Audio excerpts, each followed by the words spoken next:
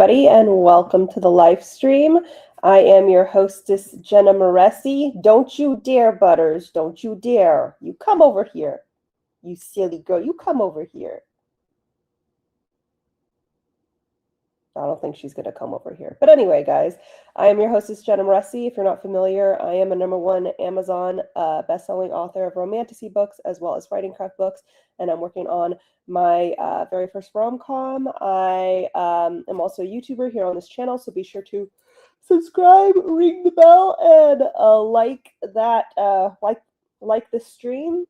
IONA should be here shortly. She's just running a little bit late. But here in these live streams, we do writing sprints, which is where we set the timer for 20 minutes and try to get as many words on the page as possible. I will not be providing a prompt for you. The idea is to be productive with your work in progress. So work on whatever it is you need to be working on.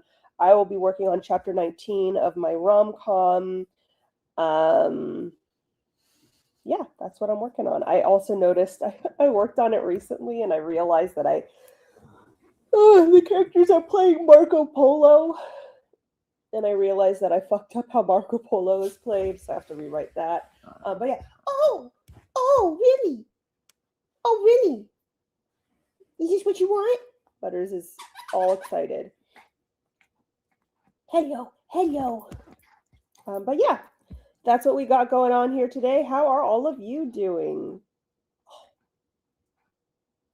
Butters is having fun. That's how she's doing. Right, Bubba?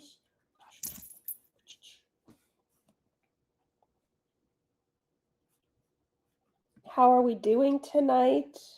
I'm doing good. I've had a low-key day so far.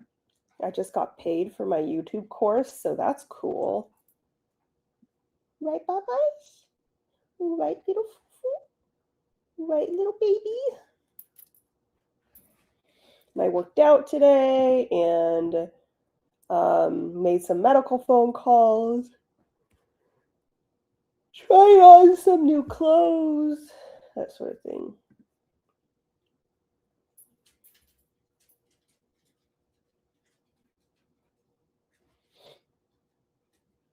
We, the collective, are good. Very good. Cannot wait to read the Jenna Moreci rom-com. Thank you. The more I talk about it, the more I've realized that a lot of people do not know what a book rom-com is.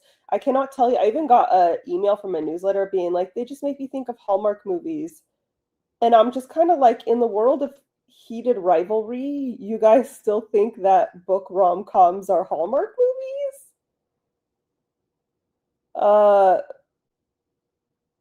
So I'm learning that a lot of people do not know what rom-coms are, and I've met a lot of people who are like, I don't like rom-coms, I don't read them, and then they show me their TBR, and I'm like, you do, and the books that they have read and their favorite books, I'm like, these are all rom-coms, right? And they're like, what? I'm like, yeah. In what world is a Hallmark movie funny? I don't know. Maybe unintentionally very true. Come on. Yeah. I was thinking the same thing. Yeah, so I've had to tell people, so like heated rivalry, red, white, and royal blue. What's that? I'm thinking of that one ice skating one. If it's got a cartoon on the cover, it's a rom-com, guys. That's how you know. And a lot of people are reading those books and just don't know. Today I spent 5 hours trying to figure out how to solve a complicated thermodynamics problem with 3 hours to figure out how my math went so wrong, and then died when I learned it was all, oh no. Oh no, I'm sorry. Hallmark movies are funny in the same way that poorly written book is funny. Yeah, I can see that. I can definitely see that. I'm a big fan of book rom-coms. Me too. Oh my goodness, guys, guess who's here? Hi. Oh, thanks for being patient. No, Iona again. No, she's here. I love how you're saying get ready for the weirdness again when you were the one being weird last time. Not Iona, but this person. But anywho. Yep. Okay, Iona, go ahead and introduce yourself.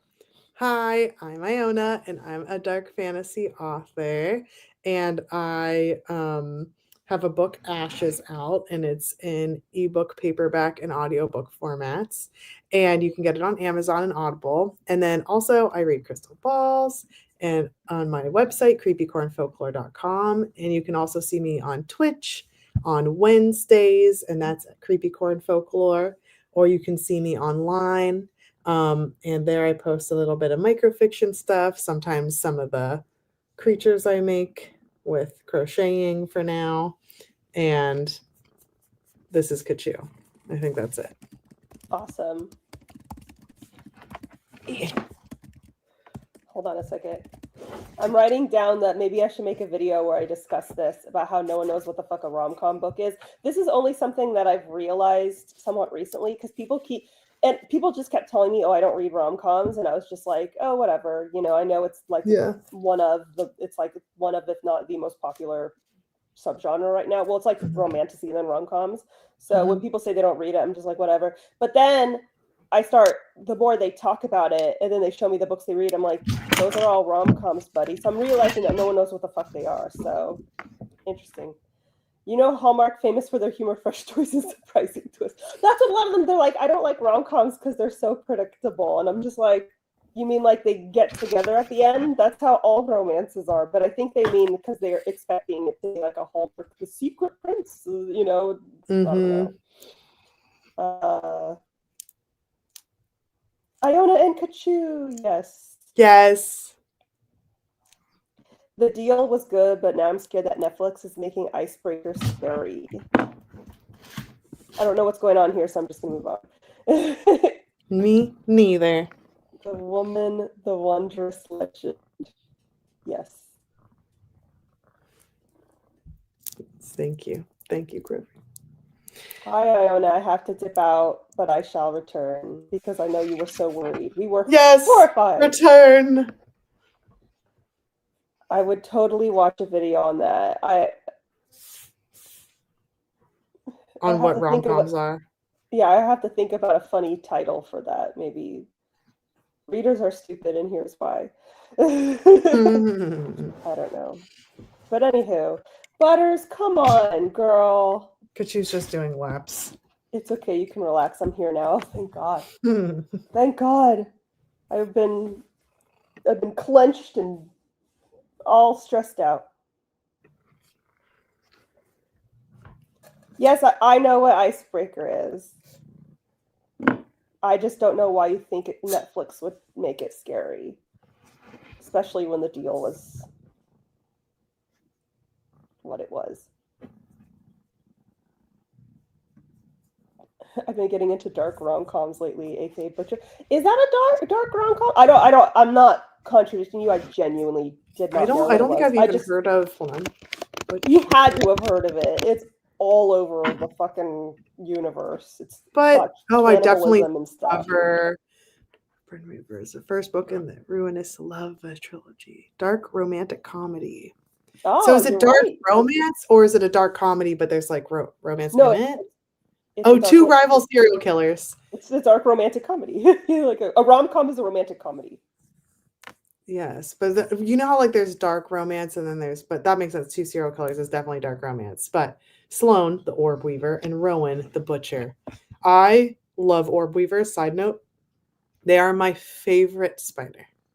Okay, who hunt other murderers and develop a friends to lovers relationship while competing in an annual game.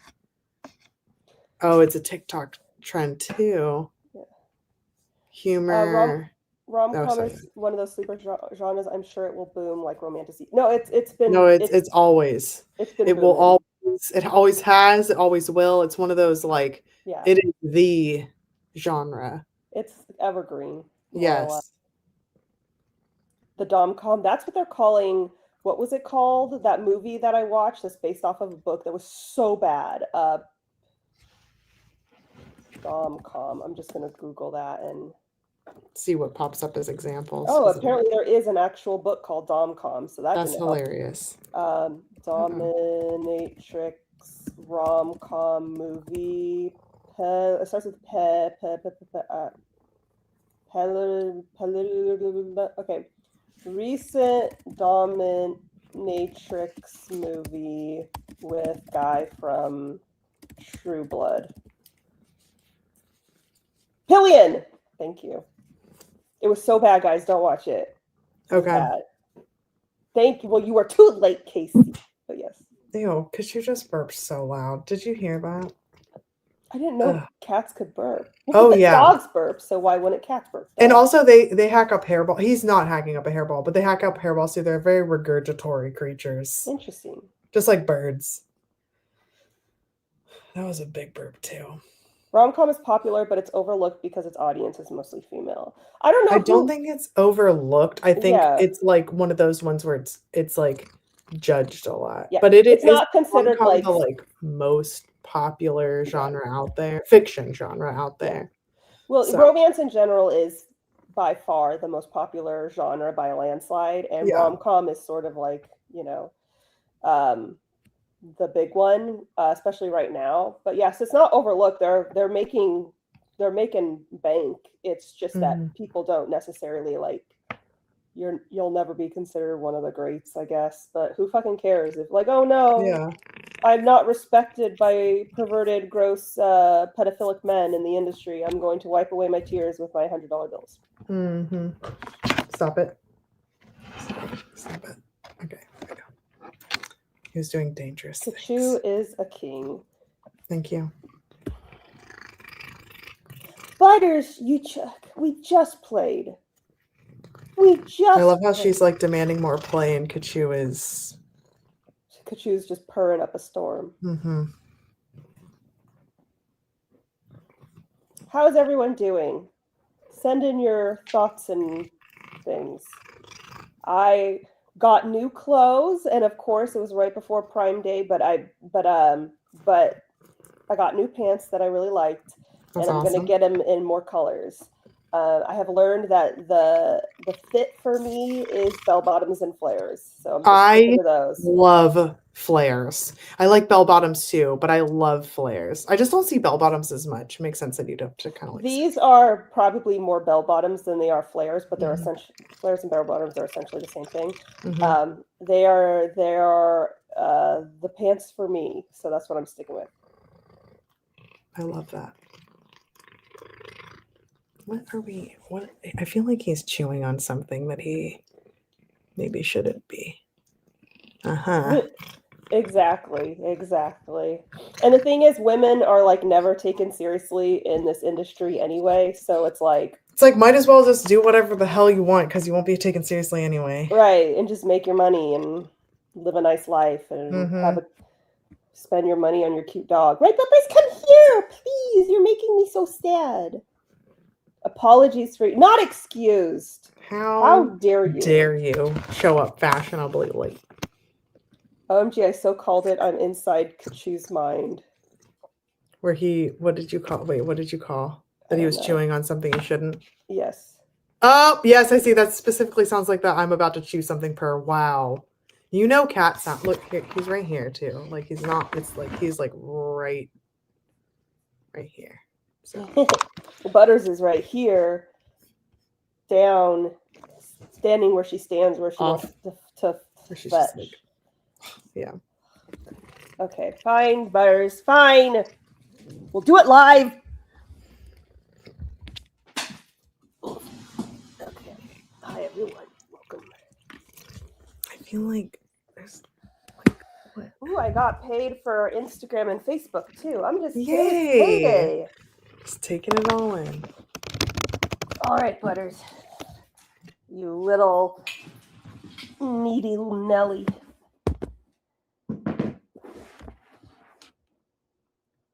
I hope you understand this will go on your permanent record. Yes, Butters demands fetch, and she demands it now. Okay.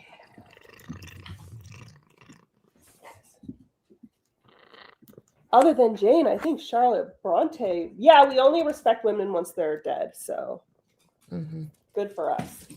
What was the lady where she was like Edward or something? Where she picked a guy name and she did really well? Of course. J.K. Rowling. Yeah. But Oh my God. I think it starts with an E, like Edward or Elliot or something.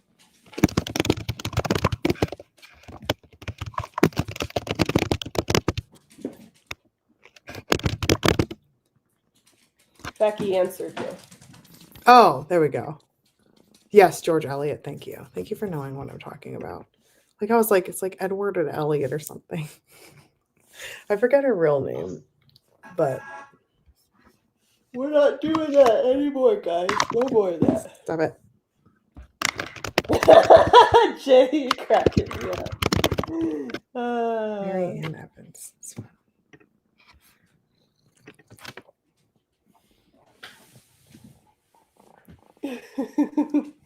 Who is Jake A. Rowling?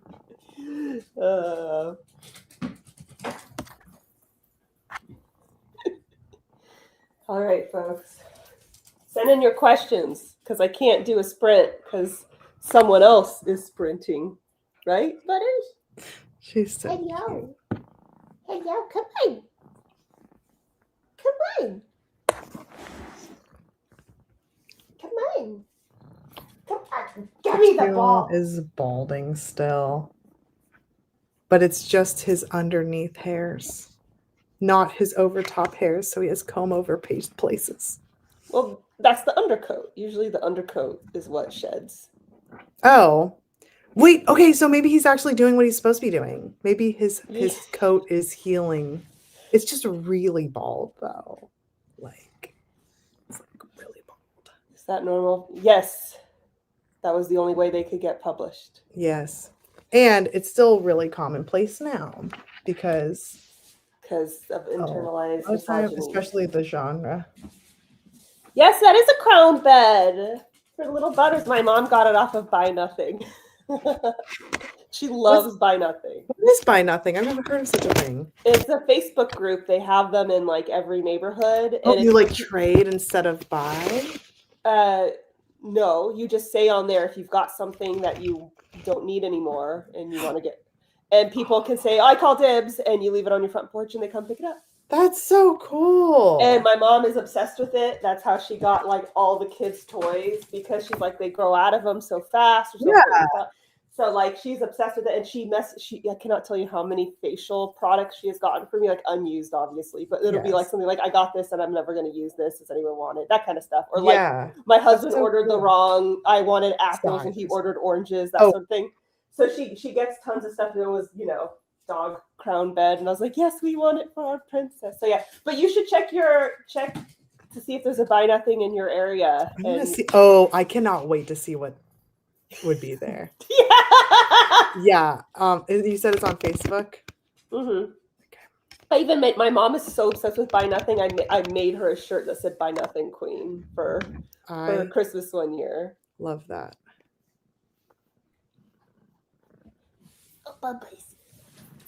Huh.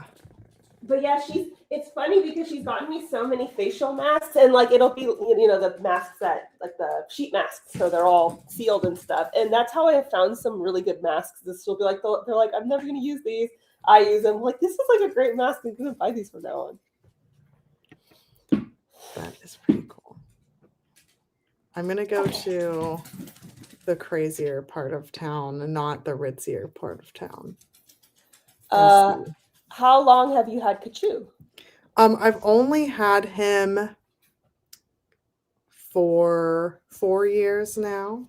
Mm-hmm. But I've known him since he was like, let's say like 6 months old, maybe a year old.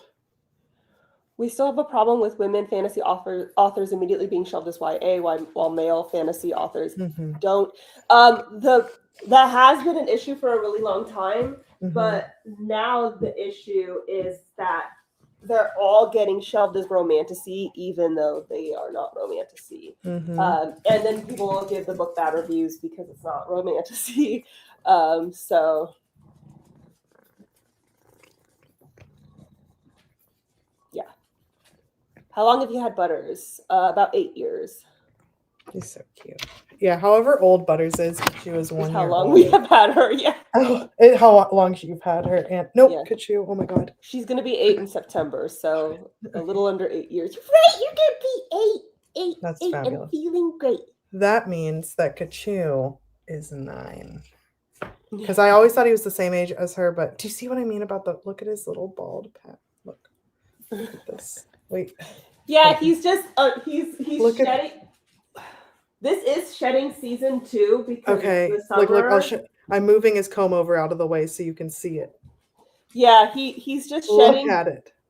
Oh, that's bad. I know. maybe it's not normal. I don't know. Because he shouldn't be bald. Like when we brush Butters, the fur that comes out is the undercoat, but she doesn't have bald patches. So. Well, his overcoat comes out.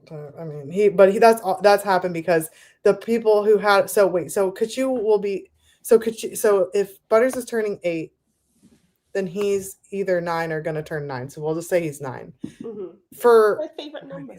For 5 years of his life, he was shaved at least twice a year. Yeah. And you're not supposed to do that. So his coat has been really fucked up, honestly. He's trying his best, okay? He's trying his best. He is. 8 years. She's an adult. That is true. Mm-hmm. She was so tiny. Yes, when we got her, she was 2 pounds. And now she is 7 pounds. Like, oh my gosh, she's a behemoth.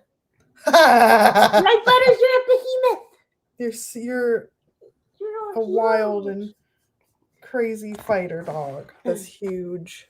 I think he's got bald patches because that poor shaving. Oh yeah. They said what you said. But that's the thing is, I do wonder. But why is it happening? Well, this is a vet question. Why is it happening now? Mm-hmm. Why has this not happened the other times? So. Well, Grover said it could be oil glands getting blocked. Oh, okay. All right. My oily little guy, or not, my dry little guy, because I don't see anything wrong with, his skin feels fine. It doesn't feel hot. But, yeah.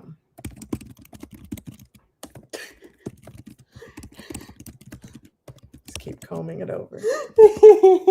Sorry, I just said something really funny in Cyborg Central and I'm laughing at myself. You're like, I'm hilarious anyway.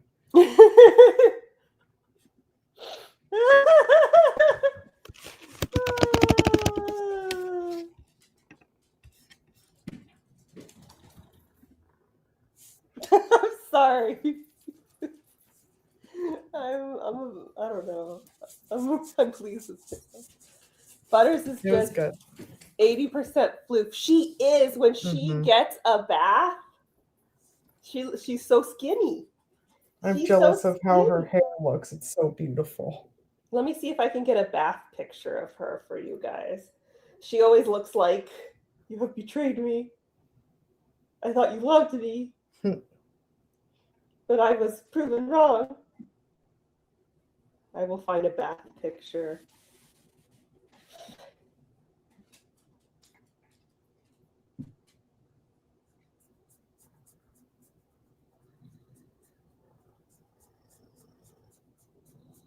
Butters, I'm trying to find a picture of you. You gotta help me.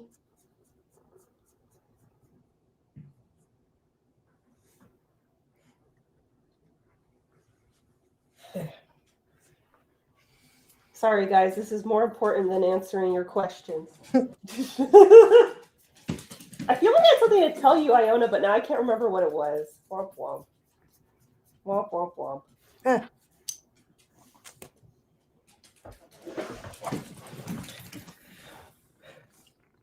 I always feel like it's like I have so much to tell you, and then I get you, and I'm like, I don't even know. Right, brain empty. Come on, I'm literally going through my Buttercup folder, and I haven't come across a single bath picture. How is this possible? How is that possible? Look, what if you looked up wet dog? I know that sounds really specific, but sometimes everything has been categorized in our phones. Really? I didn't even know you could look up. Oh, yeah. I do that all the time. I'll be like, purple plant. It's like. Okay. Wet dog. Yep. Oh, wet. Something came up. Oh, this is when Butters had her eye infection. Aww. Did I give you the Fran update? Not the most recent one. Oh, okay. The eye infection reminded me because she has an eye infection. But this Thursday, she's either going to be better or she's going to get her eye like plucked out. Oh no! We still don't even know what happened. Like, what happened? Right. Like, nothing. No one else has this issue. She didn't get in a fight because there's no like battle scars. Or, like, she's just, and it's just so funny because you just visit with her and she just sits there. She's a simple woman. She just likes sitting there. And it's just also funny too because she's one of those ones that like everybody has their own instinct levels and personality, but she's one of the ones that would sit there like a little loaf and it would be flooding and she'd be like, wow, this is crazy. The water's getting like so high. And then like wouldn't get out of the way. So she's well, just that's I'm like, how okay. the eye thing happened. Is she's like, someone's pecking my eye. No, that's the thing is no one I totally immediately blamed. I was like, everyone pecked her. Like you did this to her. And then, nope. Nope. Really? That's not what happened. Nope. There's no wounds from anybody else. It's just they think the vet thinks maybe she like ran into something. I'm like, ran into what? There's nothing in there. It's fine. There's nothing. And then do you want to hear something super, super gross? Oh, how gross you want me to be? Hold on 1 second. Hold on. Oh, there's too much going on. There's too much happening. Yeah. Hold on. Okay, now tell me the super gross thing. Okay, so this is involving pus, but she was like, okay, so either she did have a whole piece of corn kernel stuck in her eye, or it was just a bunch of pus. And I'm like, that's disgusting. That is disgusting. I kind of hope that it's the pus because a corn kernel sounds so much worse. I know. And she was like, maybe that's what hurt her. Or it was just a bunch of pus. And I was like, that's gross. And then we don't even know if she has an eye in there anymore. We don't know. Oh no.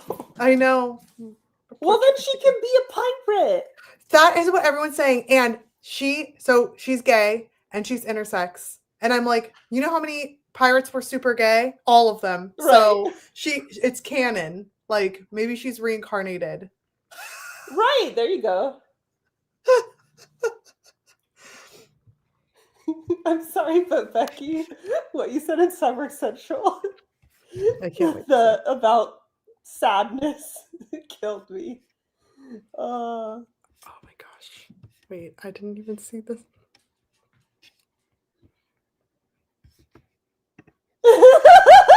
Grover. Hold on a second. I just saw what Grover said. Oh, little butter. Oh, Butters. I hope you guys enjoyed the slow-mo bath. It's so good. It's so good. She's like, I've been betrayed.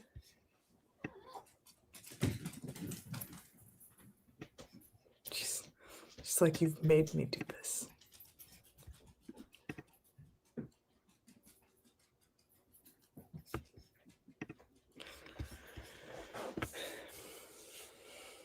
Oh God. Okay.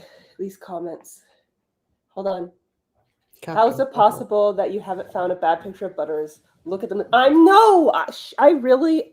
considered sending her to doggy modeling agencies. Honestly, it would work for her. And it's not like it's child modeling. I mean, she is your child, but like, right. You know, like it's not abusive. Yes, like they won't hurt her. Right. And I get to be there the whole time. Yeah.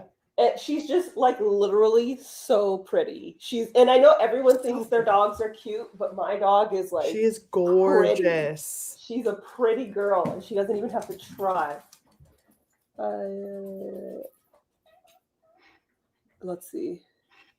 Okay, actual writing question opinion needed. If a character got sand violently thrown in their face, would you think it'd be weird to have them react by howling in pain? I've been told that's not possible. I had Tobias throw sand in the giant's face and he screamed. I would, if you It's get similar to something, pepper spray. if you get something like paint, sand is glass. If you Sand get, is glass, and also teeny tiny pieces of shells. yeah, Like that would, it hurts. yeah. Like So the think person who about said that's not possible, it might not be human. also You know what? like We're living in a world of stupids, so they're just yeah. fools. Wait, what? I don't understand what they mean by it's not possible. Like if Yeah. you get pepper spray sprayed in your eyes, those are tinier particles. I know that it's a chemical, but still like those are teeny tiny particles, and like sand hurts. Mm-hmm.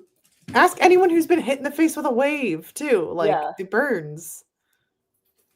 I just think about the time that my sister accidentally put my contact lens cleaner in her eye, and I have special contact lens cleaner that is like you can't put most contact lens cleaners just like saline solution, but Yeah. I have special kind for people whose eyes are little bitches. And she put it in her eye and she was just screaming because you're not supposed the cap is red. It's a warning, don't put it in the eye, but she did. Anywho, I know that has nothing to do with sand, but if contact lens solution would hurt an eye, sand seems pretty bad. Sand, I feel like that would give you pink eye. Probably. Because also think of all the little, and it would scratch too, because that's the other thing too, is like you can get the thing out of your eye, but it can scratch your eye, and then that sticks with you for a little while. That's why, like, if you get a bug in your eye or something and you get it out, it still feels like there's a bug in your eye, but it's not. Right. It's just because you got scratched.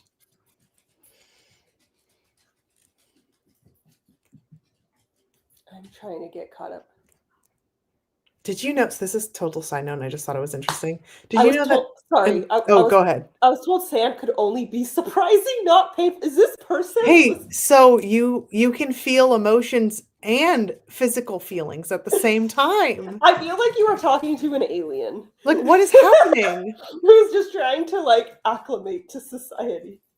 That reminds me of the person who was beta reading The Savior's Champion, and they said that my arena activity wasn't realistic, and I asked why, and they're like, sometimes the audience was clapping and cheering, and sometimes the audience was booing. And I was like, okay, and they're like, that doesn't happen. They either only clap and cheer or they only boo. I'm like, what? Are you alive? Like, what's going on? Oh. Was the person who said this a man? Because the arena thing was a man, and they don't make good beta readers. I'm just saying, because they can't function. When they see a woman asking for advice, and they're like, "Must tell her she's wrong. Must tell her she's wrong about something. Make it up. Arena culture can only laugh or can only clap or boo, but never both." Yes, it was. I knew it. And that's also a man trying to be like, "Oh, I'm tough. I wouldn't find sand in the eye. Painful." It's just a little teeny tiny thing that wouldn't hurt my big old man eye. Meanwhile, he gets a cold and he's like, "Oh, I want to die." Anyway, okay, Iona, tell your story. Sorry. Oh, I just thought this is a chemical reaction thing, but the reason your eyes burn when you're in a chlorine pool is that the chlorine mixes with the chemicals in your eye. And there's a chemical reaction. It creates a little ball of calcium. Isn't that weird? Yes. And that's why your eyes burn. But think about that. Those are just teeny tiny little bits of, I think, calcium in your eye. And that's like you opening your eyes underwater for 2 seconds in a chlorine pool and your eyes burn forever after that. So. That's great. We love it. I'm catching up on the reactions in Cyber Central now. Oh, I want to see. They're pocket sand. I personally believe. Oh gosh. Sorry. Oh, it's so good. Okay, I'm sorry. I read this and I thought you were talking about using the app grinder without proper PPE. And I'm like, is PPE like prep, penetration, exfoliation? Oh like, my God. Oh my God. I was so confused. But then I understand that now you mean a grinder. But I was like, you're using grinder? I thought you were married. Yeah. Does she know? Is it an open relationship? And they're like, PPE. PPE does sound like some kind of like sex positive. Like, come on, guys, don't forget your PPE. Prep, pussy, and eggplant. I don't know. I don't know.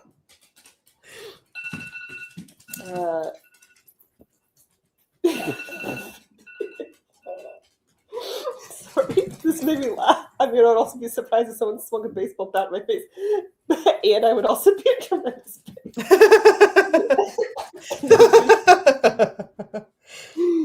I'm surprised and in pain. Both. Right, it's That's possible. so good. Last one. Okay, guys, we gotta tell her that she won the game, okay?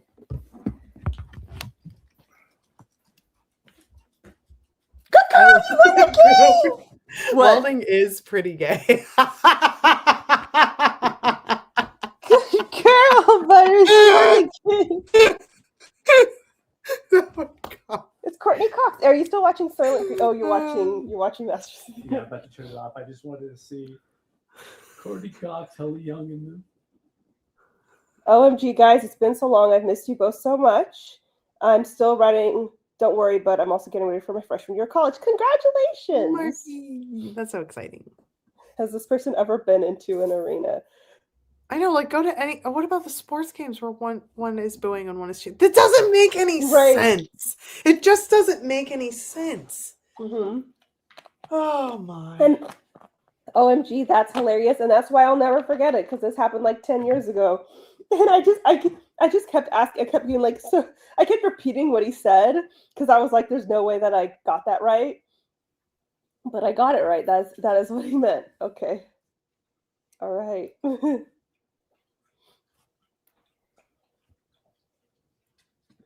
Unrealistic things about a town that is obviously not right in a fantasy. Oh no. That's stupid. I am sorry. But also, that's when you know you're writing really well. Honestly. So, sorry, that's the one that got me. Where it's like, welding is pretty gay. It is. Look, you're hot. You're cool. I'm just kidding. You're working with metal. Do everything in slow motion. There's sparks flying. It's very gay. I do think welding's cool.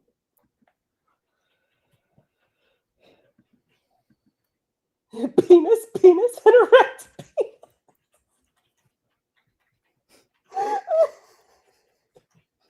I want to make that. If I make that my new tagline in Cyborg Central, will I get like banned? Penis, and erect penis. I don't think so.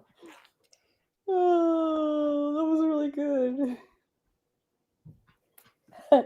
How does Cliff handle the streams? He is dying inside. He hates every moment of it. He's second guessing ever being involved with me. He doesn't know why he's with me. That's not true. Like, I don't know what this question is so clear. I don't know what this question is. Like, he just does his thing. Oh my goodness. Women are magical. Yes. Don't ask me to be your sugar mama this time. I'm never gonna let you live it down. I'm gonna be magical from a distance. It feels like a rite of passage to get beta readers with stupid ass questions and comments.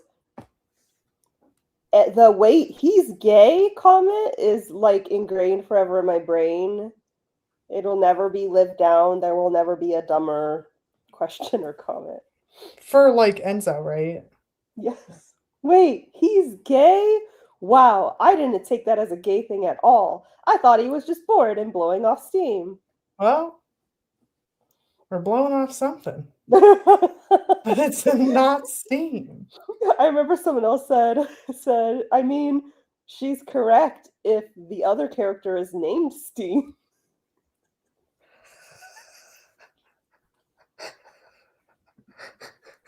Oh, that man wasn't standing for that. That's right. He loves me. Hi, buddy. Look at her. I got to play fetch and I won. Thank you. Thank you. She's like, thank you, Mom. Pretty gay way to blow up steam. Yeah. Come suck on this dick. It's not gay. Hmm. Hi, blighters. Morgan says, happy birthday, Cliff. Oh, thanks. Don't worry, you're not in frame. It's just Butters. I'm so glad I'm wearing headphones, but I sound like a lunatic laughing to myself. Well, if you weren't wearing headphones, I just saw what Becky said. If you weren't wearing headphones, you'd hear me say penis, penis, and erect penis. So. That's so funny. Hi, Butters. Look at you. You're so pretty. You should be a model. What kind of modeling you want to do? What kind of modeling? You want to do swimsuit modeling? She's like, no, you can't see, but she's covering her face. But she was. All right. Okay. I was expecting you'd say no regardless. Sure. This may be the same person who emailed me after reading some sample chapters and said the female character should die because all women in entertainment die young. A man said that too. Oh. All men said that too, for sure. Yeah. She should be on the cover of Dogue. Apparently there is a Dogue. Like, that is an actual magazine, I think. Didn't you ask this at the last stream? Let me see. I could have sworn you did. Someone asked me this recently. Anyway. Maybe it was.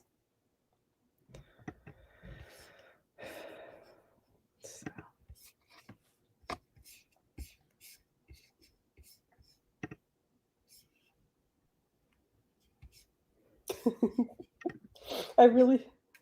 Dogue. Let's Google it. Dogue. Dogue is... it's a dog fashion magazine, yes. Oh, yes. Okay, sorry, seeing it like that, I was like, no, that's unfortunately that weirdo guy making it up, but...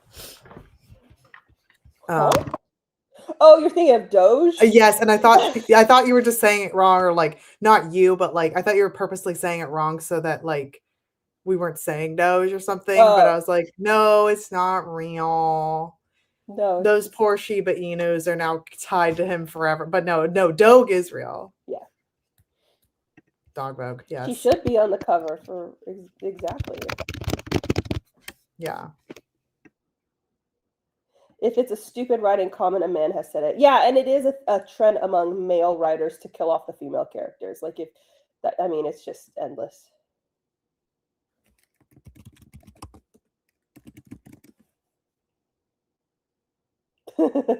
It's all good.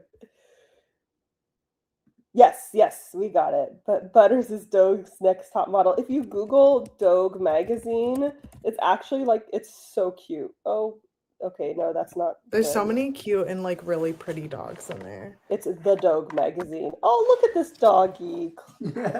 Is he actually a trillionaire now? Yeah, supposedly. That weird guy. That's disgusting. Also, I will be right back. No worries.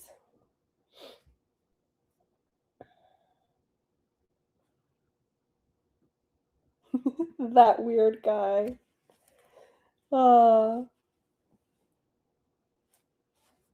What's a woman if not for filling in the fridge? God. And I'm so sick of male writers. This is the thing that I see the most is male writers. Like, they come to ask for advice.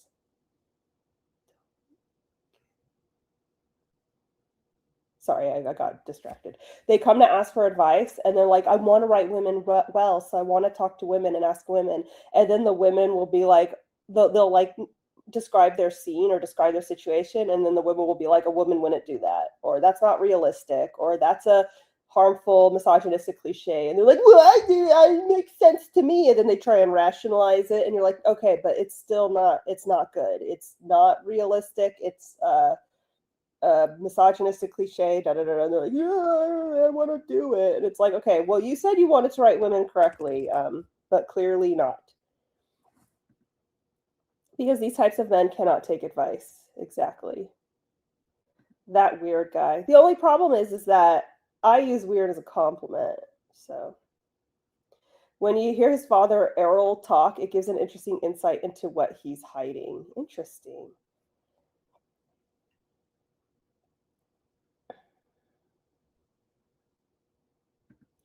all I can think about is when I hear about fridging women is when the Wheel of Time TV series added in a woman that isn't in the books just to kill her in episode 1. Didn't they do that in Witcher as well, just for episode 1? And everyone got like super into her character because she was really cool, and then they just killed her. And then her death had like no bearing on the rest of the plot. It was just like, okay, she's dead now. All right. And then of course they have the character who, and of course it's written by a man, you know, and they have the character who's and then they have the character who's like, who voluntarily sacrifices her uterus so she could become pretty, and then she spends the rest of her life trying to find a way to have a baby. And it's like, make it make sense. I want to write women correctly as code for tell me my way of writing women is correct. Exactly. They don't actually want to get it correct.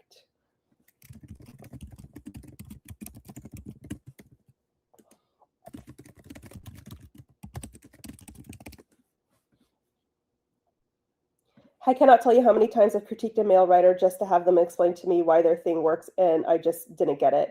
Cool, you're gonna come and read yourself, but they will do that. There's that one guy who went viral because his author bio was this lengthy thing about how he's a creative genius and no one appreciates his wisdom. Like, they really will do that. And then there was that one rapist YouTuber who was like arguing with people in the comments of the reviews. Like, they really will do that.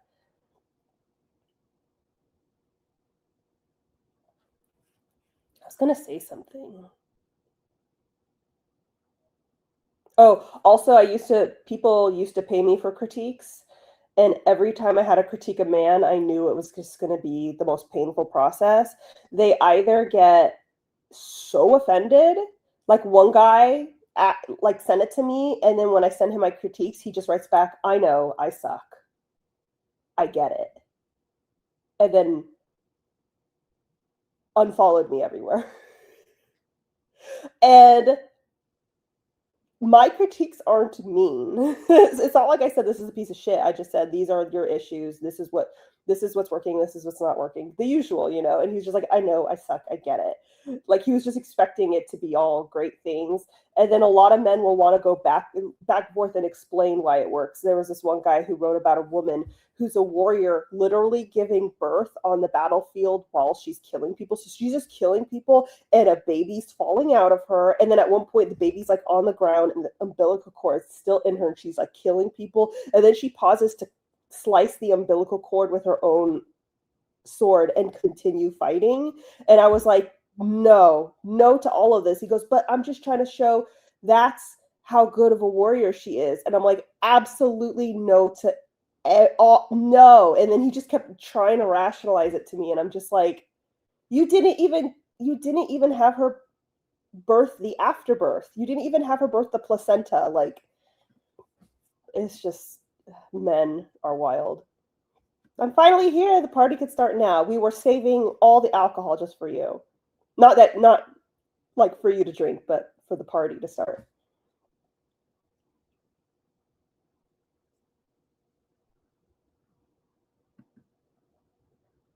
If you're talking about who you think you are, I heard he's taking a biblical turn. Are we talking about the weird guy or books? Damn you. Or the YouTuber. I'm not sure. You asked for this. Well, a lot of men, they ask for critiques, but what they want is just validation. What? Nobody likes successful businesswomen. Oh my God, this man's just revealing all of his red flags. This is exactly what they wanted. This is exactly what they want. And I get it. No one wants to be told that their story's filled with issues. But if I send my manuscript to be critiqued and I don't get critiques, I'm not feeling good about myself. I'm thinking, okay, this person isn't very good at critiquing, because there's absolutely no way that there's nothing wrong with this unedited manuscript. There's no way that there's nothing wrong. It's unedited. There's got to be something. So when I get a manuscript critique back and it's just, this is perfect, I don't think, oh my gosh, I'm amazing. I think, okay, this person, I got to find someone who's more qualified because something's wrong here. A woman can't even walk after birth, let alone fight. I mean,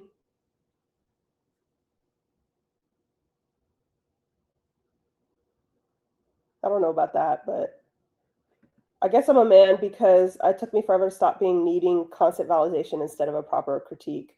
I think it's normal. Like, we all want validation in some way, but that's what your friends are for, to cheer you on.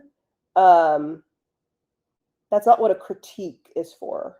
You don't ask for a critique if you need validation. When you need validation, you ask your friends, like, to hype you up, you know? So don't say one thing if you want another. My mom had 3 children and took care of the house right after birth each time. So yeah, it sucks that she had to do that. It sucks that no one let her have downtime. Like, that's horrible. Where's the partner in this? But yeah, women can walk after birth.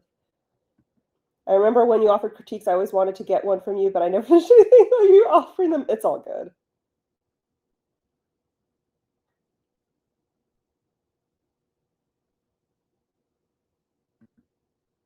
Oh, okay. Are you trans?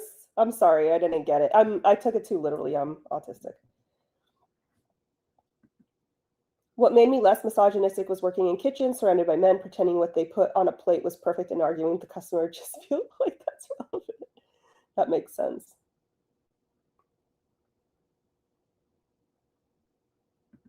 You can use real product names, real company names in your books, things like that, like Apple Watch or Starbucks, so long as you are not writing something, so long as you're not writing defamation. So if you just say the character went to Starbucks and ordered a latte, that's fine. But if you say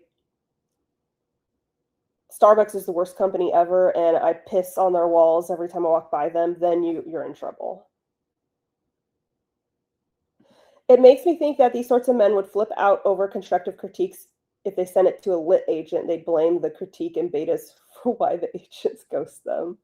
Well, I see a lot, and I do joke that it's men and everything, but obviously, I hope everyone here, obviously, it's it varies. It's people in general, but I have known people who are like, oh, these agents, they're just like, they're all the worst and stuff because they rejected my manuscript because it's not romance or something like that. And the thing is like, people love to make excuses, but at the end of the day, like, agents say on their page what kind of manuscripts they're accepting. So if you submit to an agent who's only accepting romance and you're not writing romance, then you're going to get rejected. But if you were, and that's you being stupid.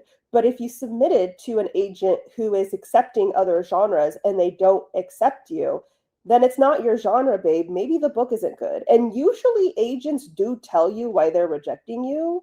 They'll nice it up, but I've never been rejected by an agent. Woo. But I've known a lot of people who have been, and only one person, and they'll tell me what the agent said, and only one of them has gotten an answer that was like inconclusive, and it was, just one of those, it's just isn't right for me right now, one of those. But everyone else, the agent told them why they were getting rejected. They say it nicely, but yeah, so people don't, I'm not saying that's always the case. I'm sure some agents don't, and some agents ghost, but my point is that a lot of people don't want to accept that maybe it's the story, and it doesn't even always mean the story's bad. It could just be the story's not marketable in this landscape. And if that's the case, like, just self-publish it and market it yourself, bet on yourself. Yeah, but anywho. Yes. Do you want to post your writing excerpt in the writing channels or the victory channel, basically? Exactly. Right, bubbies. Oh my goodness. Hello. Ah, okay. Sorry. I took you too literally.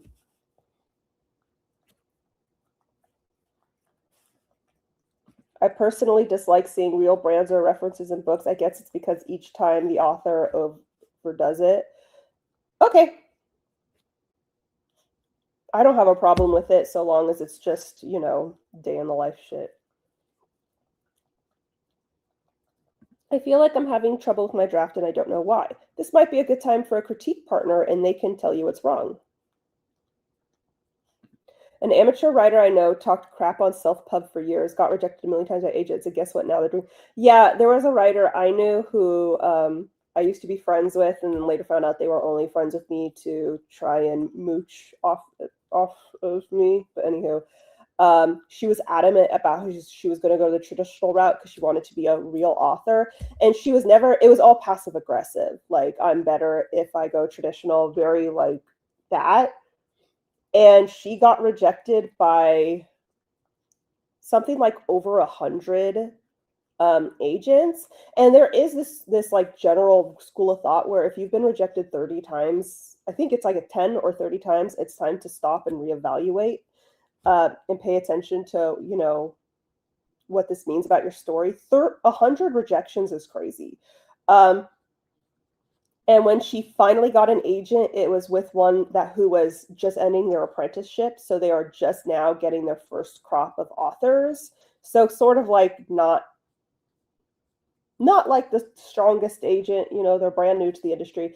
And she was only able to get a small press contract. So they weren't going to give her an advance. So basically she ended up going a route that was going to make her significantly less money than if she self-published. They weren't going to give her an audiobook, none of that. And then the small press tanked and went broke. And so she had no publishing house, so she had to find a new small press. And she got published with a new small press. The book flopped, yada, yada, yada. And now she's self-publishing. It's just like, oh, wow, So glad that you're better than everyone else, I guess.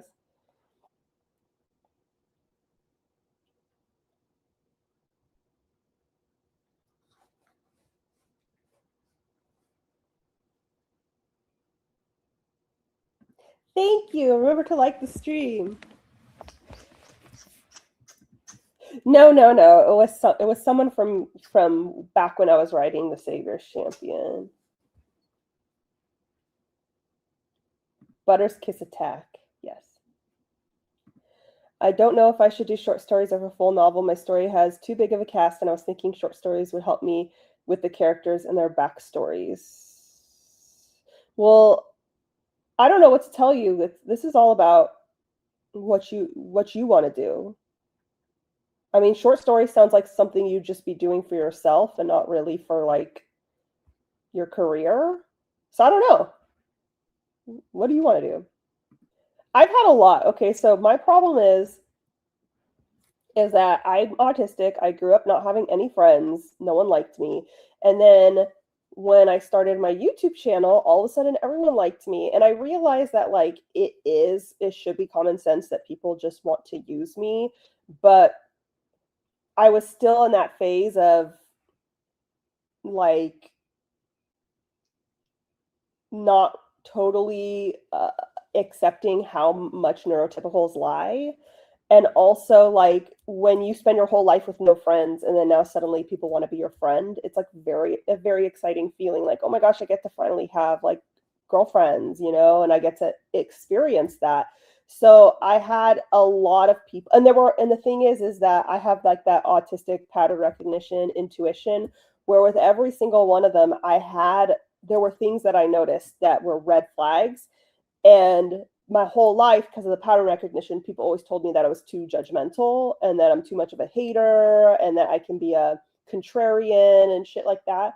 And so I was like, no, I'm not. Like, I would see the red flags. I'd be like, you're being too judgmental, Jenna. You're being too judgmental. We should accept everyone. And every single one of those red flags came to fruition. And so I would say like, I've had maybe like 5 or 6 really bad friends in like ever since I started YouTube, where it's like, and it's mostly the same cycle of people wanting to be friends with me to help boost their own platform in some way. Not always that way, but mostly that. And it just got to, a lot of this was before I got diagnosed, and then after I got diagnosed, and there was that sort of validation that the intuition that I've been having is correct, and maybe I should be paying attention to that, and stop letting these neurotypical people treat me like shit and gaslight me. Once that happened, this recurring event stopped happening. Once I allowed myself to be the autistic bitch who was judgmental and judgy but was always fucking right, once I allowed myself to be that, I stopped having these instances. So, but I didn't get diagnosed until I was 30. So basically my whole 20s was just a string of shitty friendships because I just so desperately wanted to have girlfriends, and people who just wanted to use me to boost their credibility. And the minute I'm not, catering to their whim, it's a problem. So anywho, yeah, so now I don't really go around making friends. I just stick with my little tiny circle and I'm good. I don't need to have a big gal pal group. I've learned that the whole fantasy of like the gal pal group is mostly make believe. It's very much like a neurotypical thing. And a lot of those girls talk shit about each other in the group. And like there's this one gal pal group that I used to work with at Starbucks, and I've seen them survive, and they used to like talk shit about each other to me, and they would call each other a whore and a slut and an idiot and all this stuff that I could never be friends with someone who thought about me that way or said that about me. So it's just kind of like, I kind of learned that was the gal pal group isn't what it's cracked up to be. And I'm fine with just having my little tiny circle, and I'm not being judgmental of people. I am being aware. I am aware. Because some of it was like this one girl, the girl who with the trad pub, she was pretending to be like, I'm very openly leftist, and she was pretending to be that way as well. And I found out, and I got vibes that it wasn't through passive aggressive comments. It was just, there was like pattern recognition. I was like, I bet this girl is racist. But she never said anything racist to me until she got to that point in the friendship where she thought I was fully white. And so she started thinking it was okay to whisper to me. And I was like, oh, it's confirmed. I thought she was going to be racist, and she is a racist. And then I told her, I was like, girl, I'm Puerto Rican, right? And then she got like, ooh! And we never spoke after that. But anyway, all that to say is like, I've learned I'm not judgmental. I am aware of the signs. And now I don't make those mistakes anymore. And it literally took getting the autism diagnosis and learning that I'm not there's nothing like, I'm not a bad person. I just have more synapses. So I notice things other people are not noticing. Because people gaslit me so much about how, no, there's nothing wrong with that person and stuff. And, it's you're the one, you're being judgmental. And then they turn out to be exactly what I thought. But anyway, I'm totally rambling at this point. But yeah, I've had a lot of bad experiences. And also like a lot of autistic women, we grow up being people who don't have friends. And it's like a very common experience. And it's not the same as like, I'm one of the boys. It's not like that experience. It's just we grow up there's like a girlhood life and structure, cultural structure that we don't understand inherently, so we don't really get accepted into feminine circles easily. And so when you finally have these women who are like, I want to rally around you and be your friend, it's really, really exciting. And so I was very willing to like be like, I think she might just be using me for my platform. That's a bad sign. But no, I'm just being judgmental. And then not to mention like everyone has to be humble all the time, so you can't acknowledge if you're doing well, like if you're actually successful, because that would mean you're stuck up. So they can't possibly be using you for your platform because you can't acknowledge that you're successful. You know what I mean? Like it's like, even though you are successful. Yeah. And also, I didn't think that when this started happening, I was only at like 20 to 50,000 subscribers. I didn't think that was enough to warrant piggybacking. when this first started. Mm-hmm. So even though that alone totally is, but I get what you're saying where you're like, that was even in the beginning. Like, yeah. Okay. Sorry, I was getting caught up. Some people are desperate to be able to say this publisher accepted me. Yeah. I think this only fuels some people getting accepted. Exactly. I know you mean I've experienced similar situations. Now I have 2 close friends that I know in real life. Most of the people I know online I consider acquaintances. Yeah, I totally get that. I'm always like, I have 3 close friends, Iona, Cliff, and Butters. Good stuff. And when they talk trash about someone else to me, I'm always wondering if they're saying it about me when I'm not around. Yeah. And that's the thing. If they do that about someone, like how they treat someone else in front of you is how they treat you too. Right. And for me, it's like, it's one thing if they're talking crap about someone they don't like, but if they're talking crap about their like best friend to me, I'm like, are you gonna say that? Okay. Yeah. Move over, Swifties, the more cells are in town. This is why I prefer a small circle. Look at Butters of neurodivergent weirdos. She's like, I heard that I'm your friend. Look at this. Is what she stands on my arm. I don't know if you guys can see. Cute. She stands up. Oh, thank you, Butters. Thank you. The honorable judgmental person. Yeah, it was something that I had to overcome before I got diagnosed with autism. Is I was constantly in therapy, like, am I a bad person? Am I a bad person? People keep treating me like shit and then telling me it's my fault. Like, do I deserve this? And they're like, no, the people are being mean to you, and it's not your fault. And then I got my autism diagnosis. I'm like, oh, this is how people outside of neurodivergence are. They just treat everyone like shit and lie to each other, and I'm the idiot because I didn't know they were lying. Like, okay, sorry.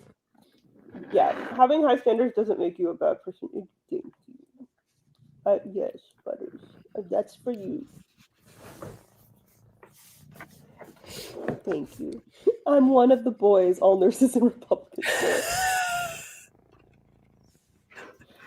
My experience was always I was only her friend because I felt bad for her. Oh, that one hurts so bad. Oh, that one's rough. You see, I hung out with you because I pity you. Right. Oh. Do you see this girl? She's just got her foot in my shirt and she's just covering me. Butters. Just too much. I love you, but it's too much. She's like, you've had bad friends, and I want to be a good friend. She is. My best friend. Yes, you're my best friend. Though, I was trying to explain during one of the groups. I was like, that's why, adults are not friends with kids. Like, adults are not friends with kids. You don't do that. And they're like, yes, huh? I'm like, nah, they're not friends with kids. They're like, my mom says she's my best friend. I said, that's weird. That's a boundary problem. So yeah. They're like, I'm going to tell her that. I'm like, I'm also going to call and tell her that. Right. That's weird. Don't do that. That's not true. And even if they say that, then if they have a different definition of friend, then that's fine. If that means someone who guides you and cares for you and that's their definition of it, fine.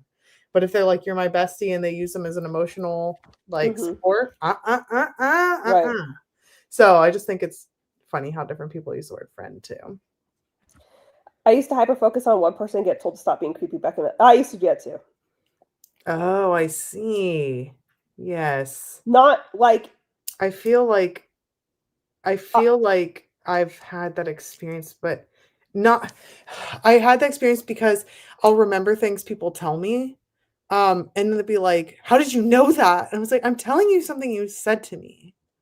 My thing wasn't so much that people didn't tell me I was being creepy, but looking back, I hope people didn't think I was creepy. What I would do is I would sort of find someone who I thought was beautiful and they liked all the stuff that I wanted to like. Sure. And I would be like, I really want to be their friend. Isn't that normal? Or is that not normal? No, apparently not. Oh. I feel like that's just good at vetting, like who would be a good but match. They usually weren't. I mean, they ended up bullying me, so. Never don't think mind. it's good at vetting. It was usually someone who I just thought was really pretty, and like there's this one girl who I just loved the way she dressed, and I was like, I want to Sure. dress, I want to dress like that. And she was really good at drawing, and I loved drawing, so I was like, oh my gosh, we have so much in common. Then she ended up being a huge bully to me. So Oh, that's a bummer. yeah, but yeah, I would just get like, and then by the time I got to high school, I realized, okay, people are assholes, so we're not going to put anyone on a pedestal ever again. Now, it's so funny because I remember something happened where it was like a dumb, like a straight up like a Facebook post, basically when the whole like Facebook was starting to go downhill kind of thing. And Hmm. someone posted like, I used to walk in a room and wonder if people liked me. And now I walk in a room and wonder if I'll like them. And I for some reason that helped me a Hmm. lot. Because I was like, wait a minute, I'm doing all this stuff. I don't even like this person. Right. I don't even like this person. And I was like, wow, leave it to a Facebook mom to tell me what's reposting something to tell me what's what. Well, My sometimes you God. just need it reframed, you know? Yeah. That sounds like me. They're cool. I want to be their friend, and then it never works, and I still have that feeling. What Yeah. I have felt, and I'm just gonna say it, is like part of the reason why I am writing a rom-com and not a romantasy right now is I have tried to mingle in the romantasy space, and it Mm-hmm. has felt, and I'm not saying that it is this way. I just want to make that clear. It's not like I've Mm-hmm. spoken to every romantasy girly out there, okay? Let me Mm-hmm. make that clear. When I have mingled with the romantasy girlies, it feels to me like being the autistic weirdo trying to talk to The populars or not something. even the populars, but just neurotypical girls Mm-hmm. who it's like, hey, we like the same thing, but there's very clearly something I'm doing that's getting me this look. You Mm. know, I'm doing something and I don't know what it is. I don't know what I'm doing, but I'm very clearly not able to like make friends, I guess. And it's like maybe I'm not putting myself out there enough, but it's like I'm trying to network and make these creations, but it's all very, there's no, you know, I'm seeing these clicks in romantasy and it's like no one's trying to click with me, you know. So there's just this vibe of like I'm doing something, I don't know what it is, but I Mm-hmm. just, and it could be me, but I just get the vibe that when I enter a space, people are looking at me like this. Mm. Like, what is she Like you wearing? can't sit with us. And I don't, and so part of me is like the, you know, I don't know. It, and I'm not saying that that's what's happening because, like I said, it's not like I've spoken to every romantic girly out there. And I have, and the ones that I have spoken to, aside from one, there was one who was a total asshole. But the romantic girlies that I have talked to have been really nice. I want to make that Mm-hmm. clear. It could just be childhood trauma on my shoulders making me feel like I'm being It could be judged. both Yeah, though. I just want to make sure I don't want someone like stitching this and being like Jenna hates the romantasy girls. That's not what I'm saying. It's just like I walk in the room and I feel othered Yeah, and it's like yeah. I don't know why. Whereas and I haven't even mingled in the I'm actually trying to look for a rom-com place to mingle. So if you guys know of like rom-com communities, I'd love to join.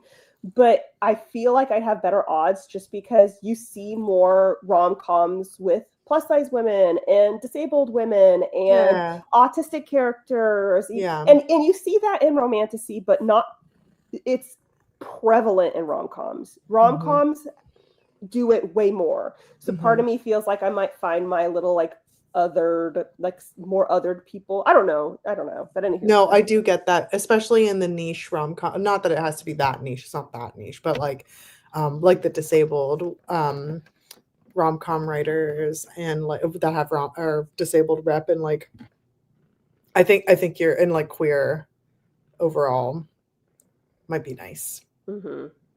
Yeah.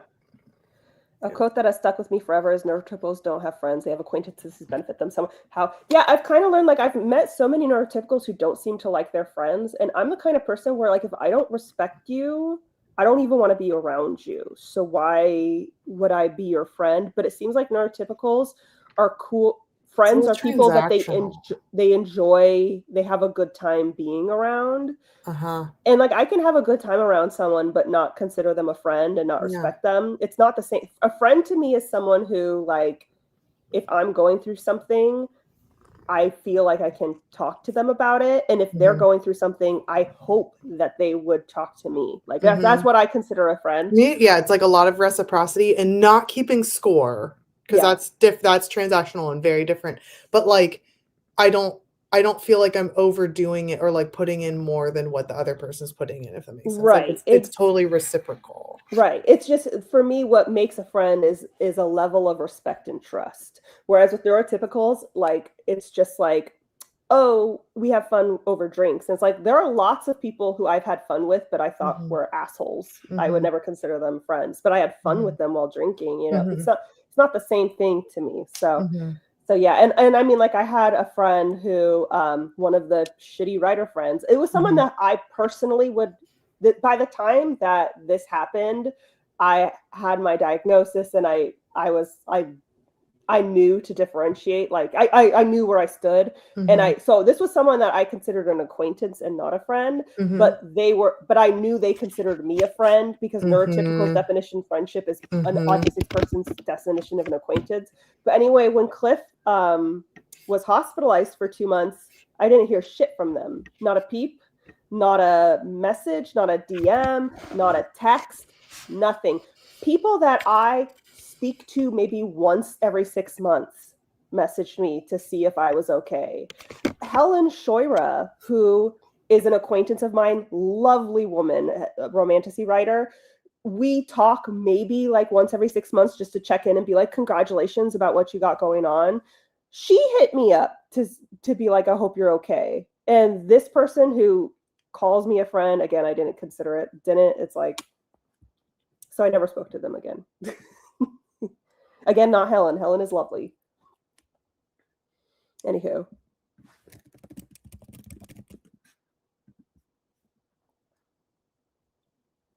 Buttercup is very serious about kiss therapy. She is.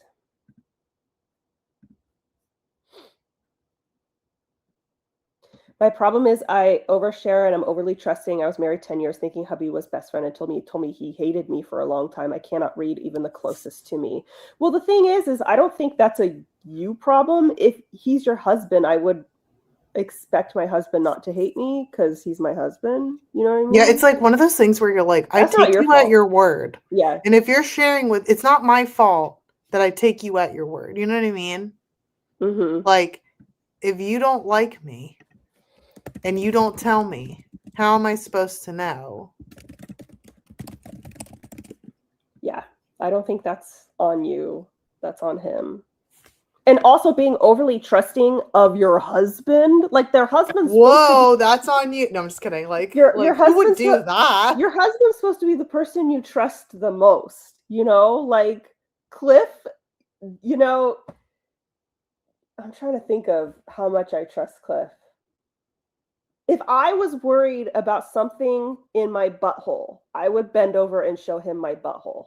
That's how much I trust Cliff, okay? I adore you, Iona. I would not show you my butthole. I would not show my butthole to Butters. I would not show my butthole to my mom, but I would show my butthole to Cliff if I needed help. I don't know what kind of, maybe, I don't know what kind of butthole help. Something's up there, Cliff. But the husband's the person that you're supposed to be overly trusting with.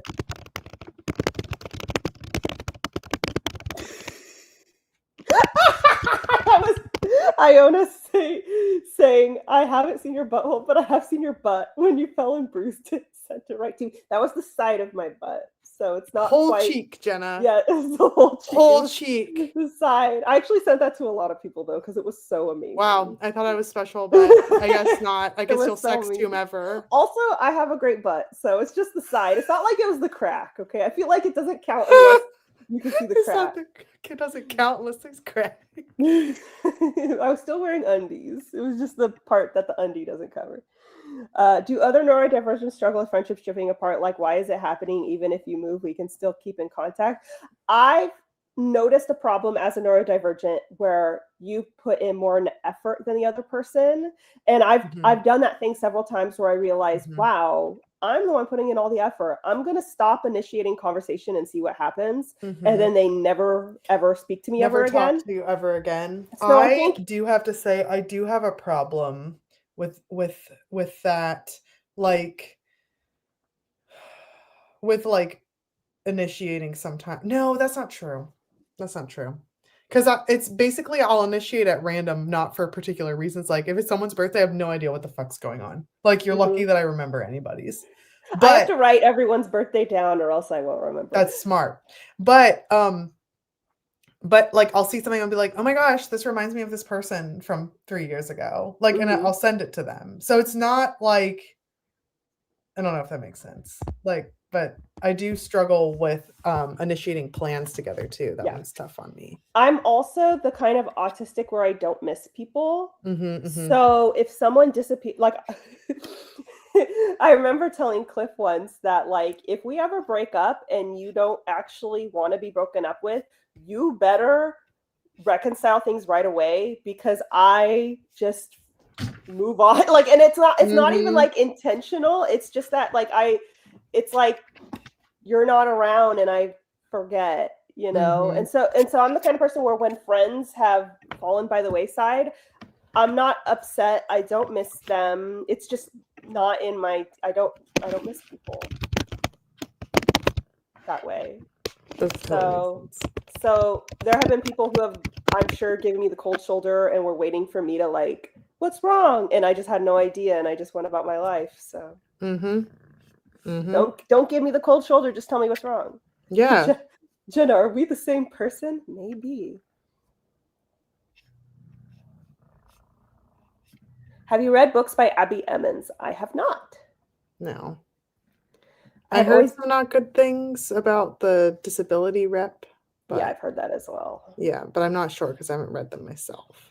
I always joke that fantasy and Reddit is Reddit autism and rom-com is fantasy is Reddit autism and rom-com is Tumblr autism. And that's I like fantasy. Hilarious. Oh, that makes sense. Yeah, that's fun. Like that's like a fun, like not actually true, but like a fun, like simplification. I think it's funny. Friend implies a level of commitment and intimacy for me. Exactly what most neurotypicals call friends. I'm like, that's an acquaintance. But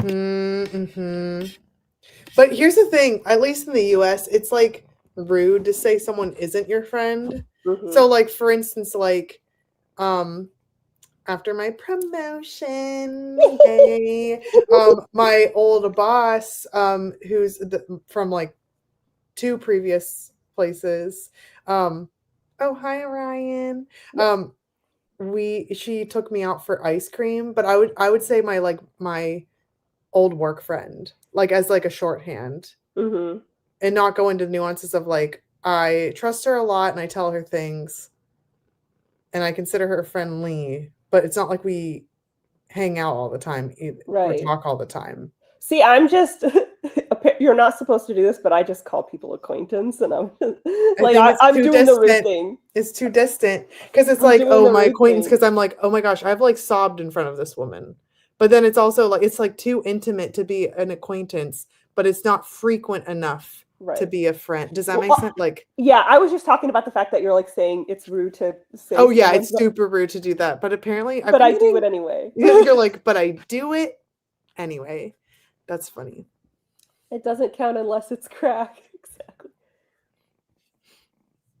I will say it seems all adults I've met over the age of 30 really struggle with maintaining friendships, and it does seem like neurodivergent folks are always the ones putting in more effort. I mean, I have an easier time maintaining friendships as an adult than as a kid, but that's because I didn't have friends as a kid. So it's like, but yeah, you've also heard my stories of just being used. So yeah, I either would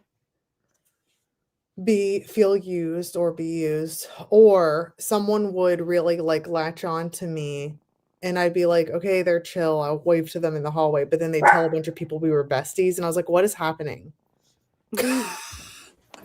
What I hate is when someone asks if they can be your friend and I'm just like, What am I supposed to do? Say no? Yeah, and every time that's happened, it's always been someone who ended up being incredibly toxic. And I'm just like, it's I like don't want almost like a grooming thing. Yeah. Where they're Can I be like, your but you friend? said we were friends. It's like, You this is know? supposed to happen. This is just supposed to evolve. Okay. I don't know if you can be my friend. Can you go through this normal cycle?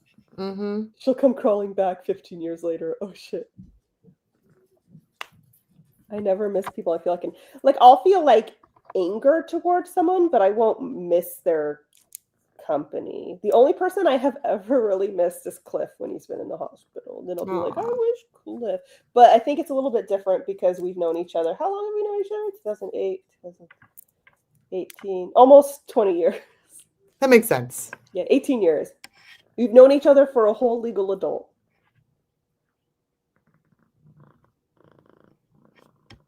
A whole legal adult. We need a middle step between friends and acquaintance. That I usually call those buddies. Buddy. Okay. Yeah. They're my buddy. That makes Hey, sense. buddy. I like that a lot. Because I don't want to Hi. say that she's not like, it doesn't, acquaintance doesn't fit, you know? Yeah.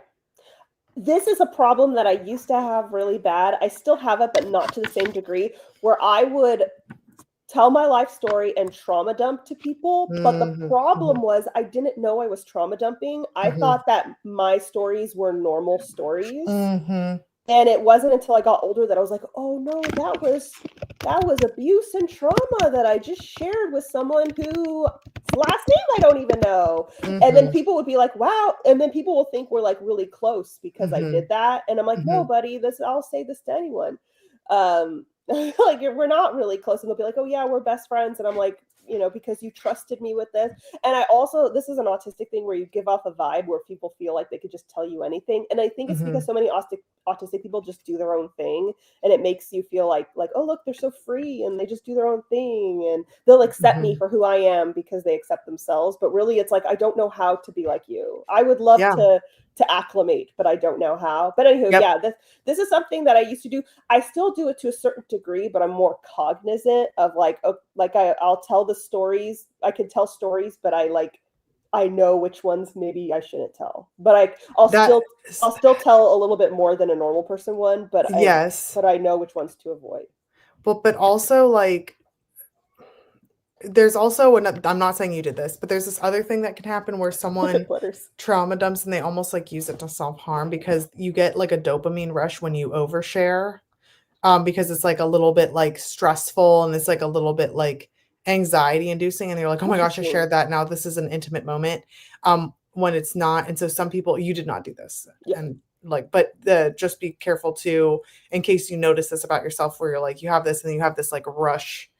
And then because that is like a trauma dumping thing, it can be almost like not addictive is not the right word, but like it can be unhealthy. Yeah, for me, I thought it was the equivalent of being like, oh my gosh, work sucks. Like when I would talk about it, I thought it was that level, but I did not realize that what I was talking about was trauma and like abuse, and that everyone was looking at me like, what? Whereas I thought they were just going to be like, knee slapper, that's crazy, you know? Anyway. It's that's a different thing.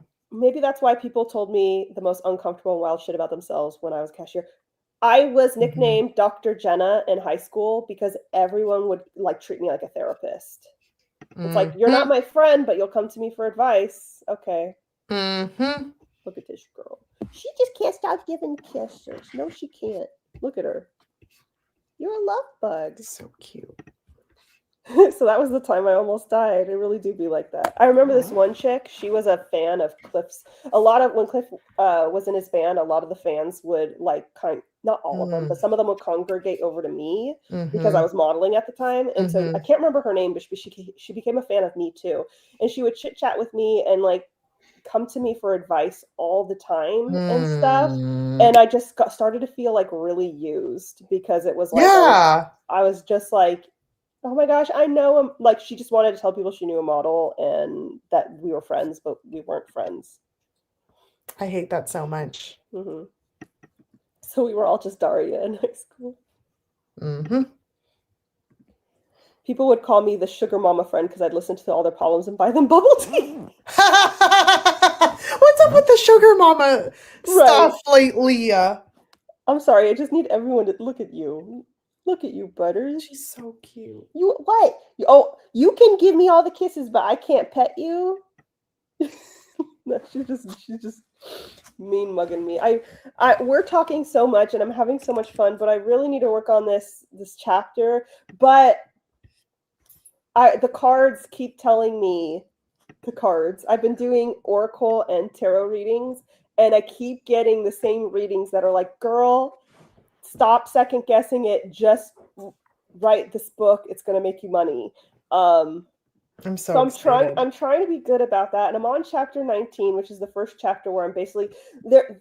I wrote some of it, like I wrote about half of it already, but most of it was like a hot fucking mess. Like I wrote this blowjob scene that really didn't need to be in there, and I was like, why is this here? This is so like not what the characters would do, and so I deleted it. But it's hot. No, it's stupid. Well, it is, it is hot, but I deleted it because it's just like this is not something Elena would do. She is better than this. Not saying that there's something wrong with giving blowjobs. It was the circumstance. It's like you heard it here first.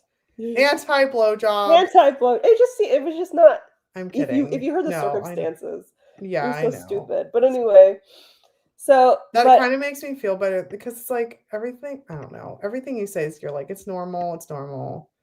Like to be like, you know what? Why did I even write this? I need to change it. Like that's normal. Girl, it was a full-on blowjob scene, and then she just, I'm just like, why did I was in this phase where I thought that I'm writing a romance, so there's got to be a lot of sex in it, and then I stopped and realized that no, it doesn't have to have a ton of sex. There's 3 sex scenes.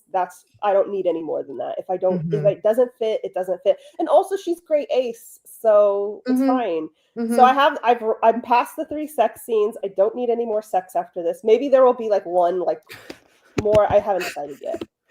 So no head. Maybe I'll have one more sex.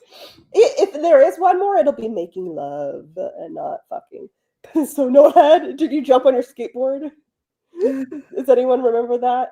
So the cards are giving you your own advice. Shut up and write the book. Literally. And I felt so called out. It literally was like I pulled 3 tarot cards recently, and one was upside down, and they basically all said the same thing. Like they're like, you're gonna make a lot of money if you get to work, and then they're like, get to work, and they're like, I know life's been crazy, but one was like, be creative, like stop worrying about what other people are gonna think about you. Be you, and you'll be successful, which is a worry I've had with the story because it's very niche. And then the next one was like, I know life is crazy right now, but please stop do this, being a bitch, and please focus. I'm sorry, but at least I'm on chapter 19, and I was nervous about this chapter because they're going to go to a drag show, and I've never written something like that before. But I'm excited.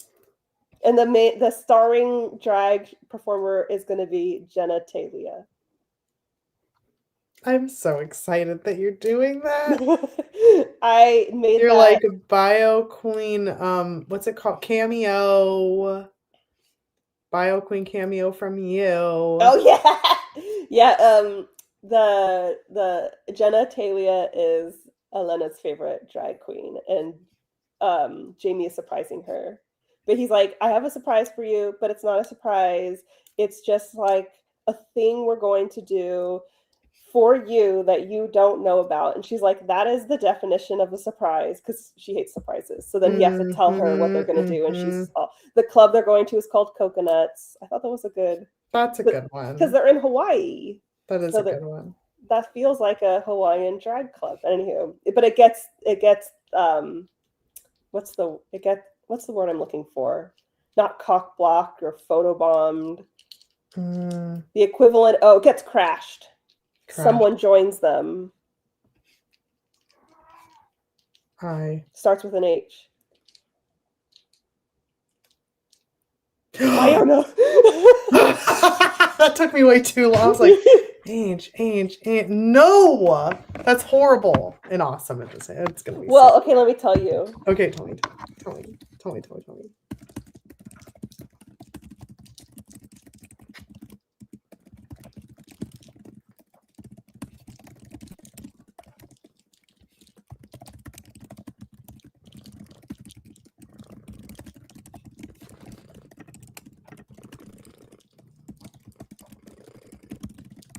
Oh.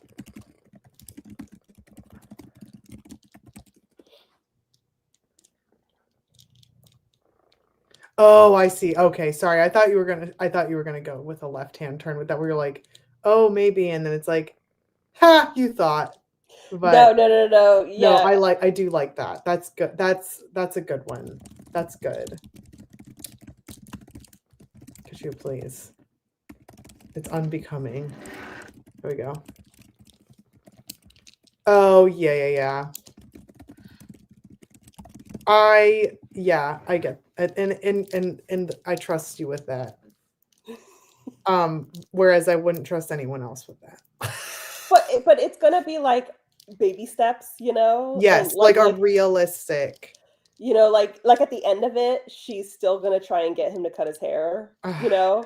Yeah. But at least what I have planned is she's gonna ask him like, how do I pronounce Elena's name? I've been saying it wrong this whole time. There we go. And she's gonna explain her absence and explain why she did what she did. And hold on, actually, I kind of wrote it out, but I just haven't. Whatever. Hold on a sec.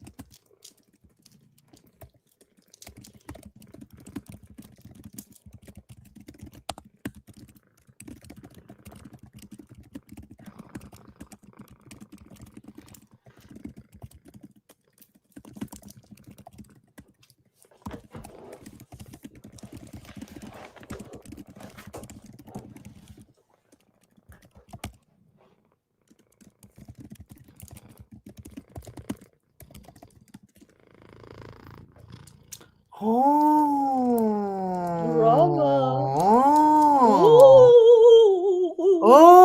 Okay. It seems realistic. That is the white. Yes. Mm-hmm. Yes, and also. Yes. Also, here, I'll mute myself so I'm not thunder.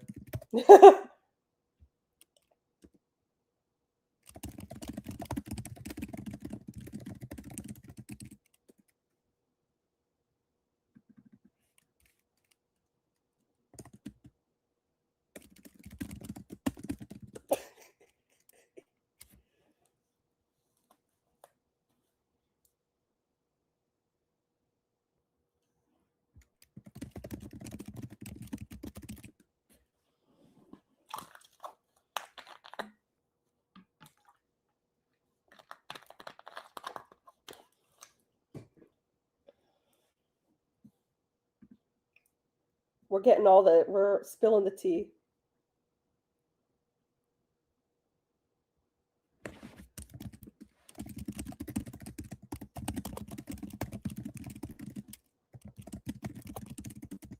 Okay.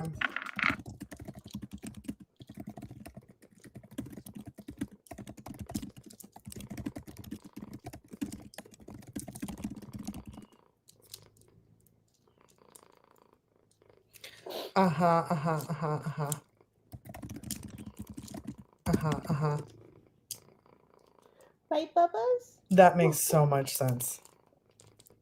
I just got the snots, the dry snots from her face. Well, whenever it comes off, the things we do for our little babies. It always comes off with hair too. It's just a hairball, but his snots are doing its job. No. This is totally unrelated, but maybe because you know how to make lanyards, then you'll have an idea, or maybe not. I can just Google it too. But I got this. So I noticed that I really like these hair tie things, but as a bracelet, because I like doing this and it feels so good. It's a very specific, like under the nail feeling. I used to play with my ear like that and like actually hurt my ear cartilage because I was like, and this gives me the same like feeling. But then I learned about Bodhi bracelets. So I got this bracelet today. Ooh. And it's really cool, but it's so huge. Like it's not, and I know I have like smaller wrists than Yeah. usual, but I also think it's pretty big too. So I don't know Yeah. how to make this smaller so I can wear it. But if I go like this with like 3 little of the seeds, Right. then it's better, but it makes it look kind of weird because it's like, Yeah. I don't know what to do. Maybe if you look on Amazon for Bodhi bracelets, it should say like the actual Sizing of it. So that's the thing, is I looked and saw, I tried to see what I ordered to see the size, like the millimeters or whatever, inches or however, the circumference. But the reviews are like inconsistent sizing. I lost mine because it was too big, and then I got one that was too small. I'm like, what is happening? Oh, So I need to get an actual like one, I think, but I really like it already. that's annoying. Yeah. I But- love this. I love this. Not Jenna's Could you mustache of mischief. Hope you brought towels to mop off all the tea. Basically, I was telling her how my rom-com is the climax, or I don't know if that Yes. counts as a good. How it's not the end, it's not the happily ever after, but the resolution that comes before the happily ever after. I was telling her all the things. It's kind of funny though too, because I was like, well, this is a good sign, but I was like, how are you gonna like make this work? Because it's like, because if this one thing happens, then they're jerks. But if this other thing happens, I'm like, then what's the point of her even doing that? And then, and I trusted the process totally. I was just like, but that when you, at least for me, I know that I'm like enraptured by a book when I have no idea what the fuck is going to happen, because when it's, and not in like a bad way, like I don't even know what's happening next, like because it's inconsistent. It's like, oh my gosh, like, oh, what are they going to do? Because it's like they're not using like cliches or, you know, it's like you're writing your own story. So. Thank you. Yeah, that's how it's all gonna work out. So yeah, it's all gonna work out. But yeah, like that was the solution, and that's why I have so many issues. That's why I'm overthinking everything I write for Helen, because I need to straddle the line.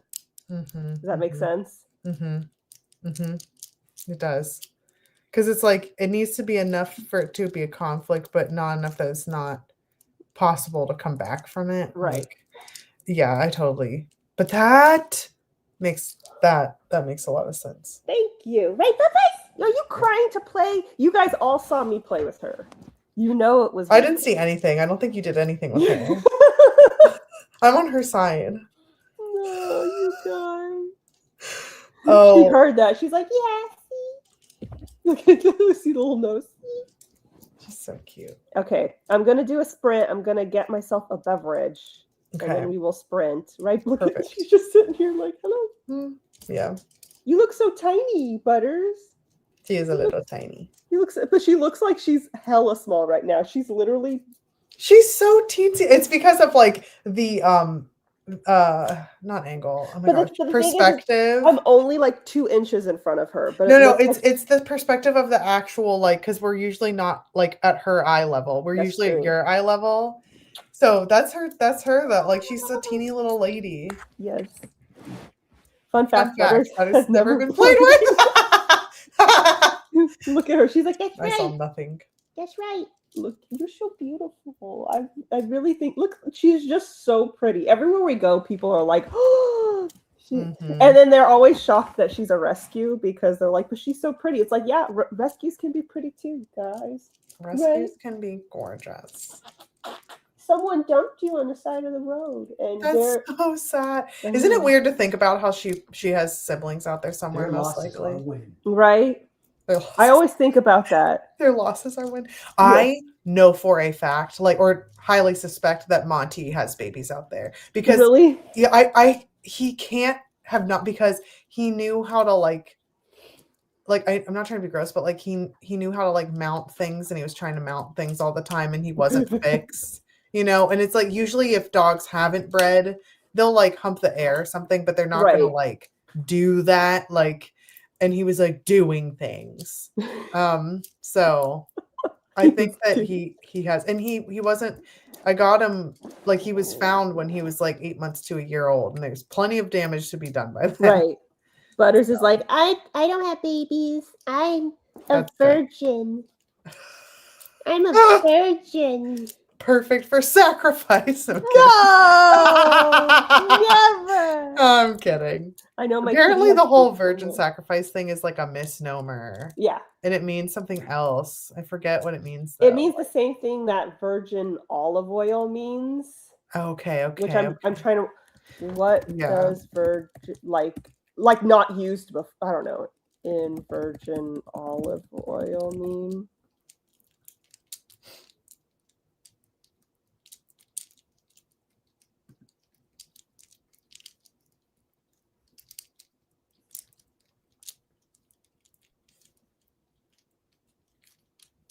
Virgin refers to how many times the olive oil has been processed to extract the oil. So I think when they talk about virgin sacrifices, they're talking about Like it's oil. like their first time doing like a, I don't know the right word for it. Like it's their first time doing, like they've never done a sermon before, or they've never exited the castle before. Like it was like related to things like that, not right. It sexual. was people attached the European form of virgin. Yeah, it was like it was like a spiritual virginity, but I forget. But that makes sense. I need to show you guys butters right now. I'll show you guys in Cyborg Central. Let's see. I hate that the lighting makes it look like we're living in pea soup, but here we are. I like the piece of soup look.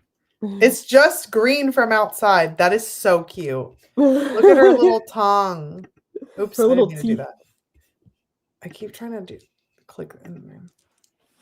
It's so cute. Okay, guys, we're gonna do a sprint. I'm gonna be good, and I'm gonna make myself a cocktail because that's how nervous I am. Oh, I hate that I'm like this. It's fine. It's fine. We'll do it live. Okay, guys. Oh my gosh, it's almost 6 and we haven't done a sprint. I'm so sorry. Okay, I'm so sorry. It's all Iona's fault. Yes. That's not true. There's 1,000% me.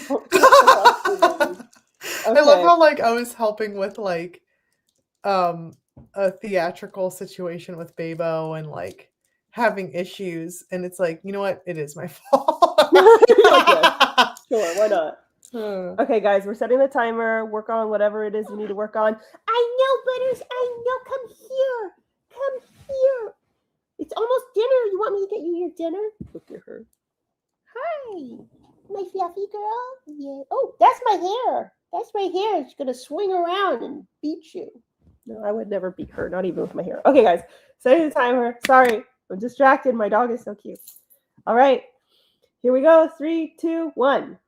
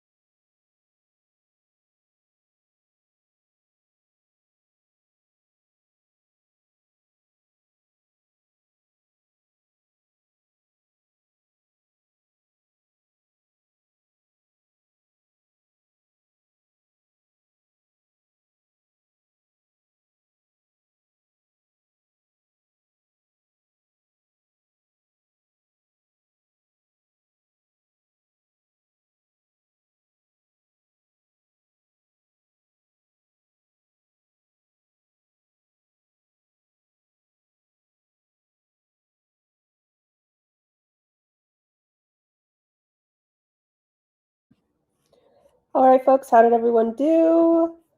I made myself a cocktail, and I was only able to edit the first page of chapter 19, but I think it's cute. I think it's cute, and I think it's a really good illustration of the kind of relationship they have, and that I think it's also a very good illustration that Jamie is very ADHD, which has been a concern of mine because Elena's autism is more front and center, but that's because she's coming from a perspective of not being accepted for her autism, and he is accepted for his ADHD. So there's a little bit more emphasis on her autism than his ADHD, but I think it's very obvious in this. Jenna jump scare, but it was my roommate who was behind me ordering tacos. Finished a section of a commission I'm working on. Nice.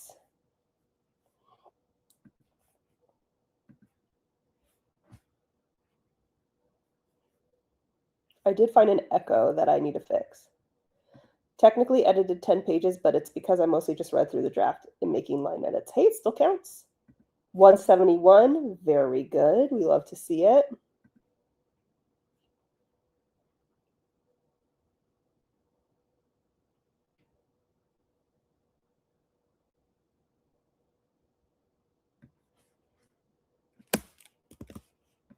Sorry, just figured out how to make the echo disappear.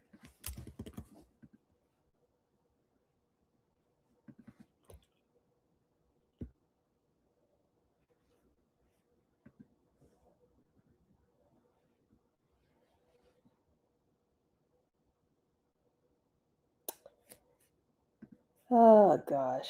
And then the next page is just so much that I gotta fix.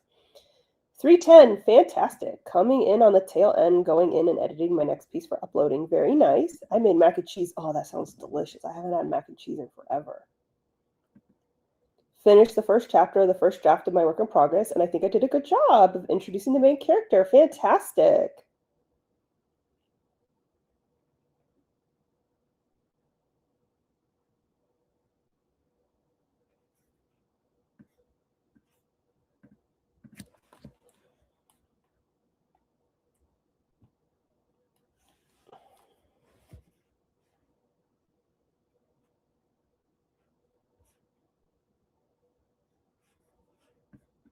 I'm reading over this next page.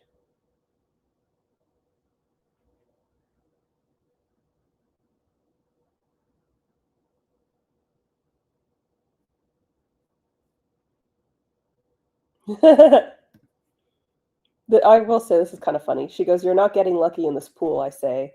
"I wouldn't dream of such a thing." He pushes us off the wall again, letting us drift in the pool center. "I mean it," I tease. "Chlorine can't be good for the cooter."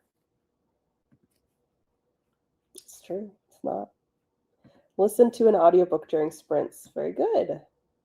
Need to work on establishing her friends a little better, but that's future Morgan's problem. Exactly. Copy editing and proofing, and I swear English is going to be the end of me.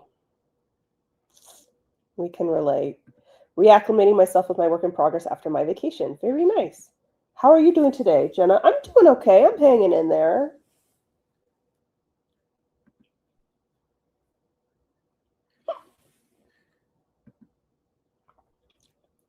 The staff.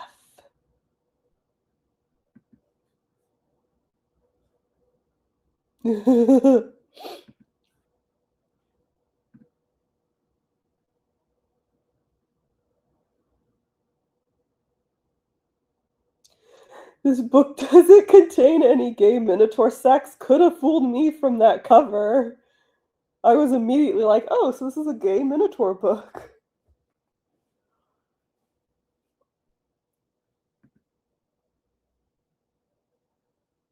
Wow.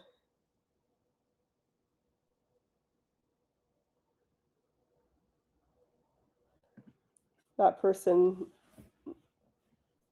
that person is very confused. 131 words of a flash fic writing prompt. Honestly, not bad after not having to focus to write in months. Yeah. Hey, I only got through one page, so.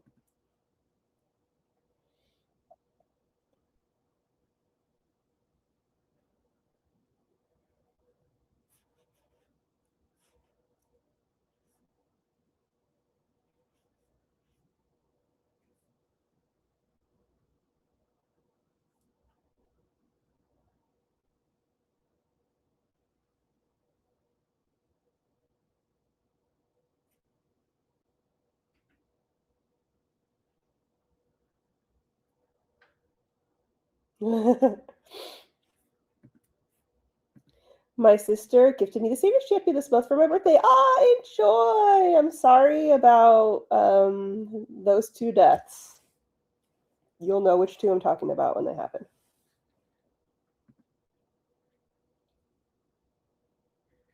I've returned. Oh, could you? Fashionably late once more. No worries. But also, side note. Look at Kaju's just sitting There's next to no you like, reason. There's no reason. he's just sitting next to you like, bitch. Bitch. That's what it looks like, but I know he wants to love on you. But He it's just so does. funny because he looks like because he's got that face, he's just like, bitch. No, the side gate was open. And it's getting dark, and we usually let the pigs out like for the whole property, but the side gate was open. So I was like, oh my God, the pigs have now wandered away. It is nighttime. Like, oh my God. And it turns out they hadn't wandered away. They had made their way into like it wasn't spilled out, but it was like little bits of like chicken feed had spilled underneath like the gigantic chicken coop, and they had squeezed their way underneath and were eating like the tiniest bits of chicken feed. And I was like, this is horrible. Like I thought they were gone forever. Like and like they belong to like Mothman now. The Mothman. But they were just The like Mothman orgy. the secret. It's so funny. I came up with another one. Mm-hmm. I came up with another one just because I've been obsessed with plants lately. Hold on. I have that one that I just came up with yesterday. Okay, I have to Google. No, I came up with the title for it. No, I had to Google what the word was. Oh. Okay, I was going to say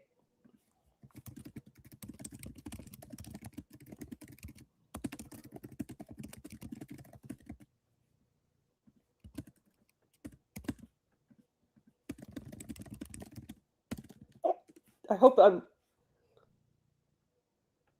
making sense.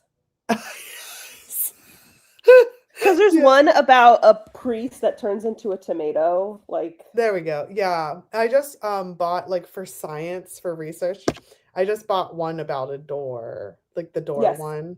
There's a fork one. There's I think an airplane. Fork, spoon, knifed, and that it's like and it's so funny because ever since I bought the door one, it's been suggesting those. The fork one. What is happening? Lord of the Sprints 3, Return of the Iona. Iona's return was foretold by the prophet. I love this. Them pigs know where their bread is buttered. That's so funny. And it's so funny because it's like the tiniest little bits, like they just wanted to forage. They just wanted to forage and use their noses at night. Like they were like, look at this cool clubhouse. And like they're gonna get too big to even go under there. So I guess okay, Kashu, this is obnoxious. This is obnoxious. Stop it. Stop it. You gotta go to Cyber Central and look at the cover that Kylan shared. I cannot wait. Hold on.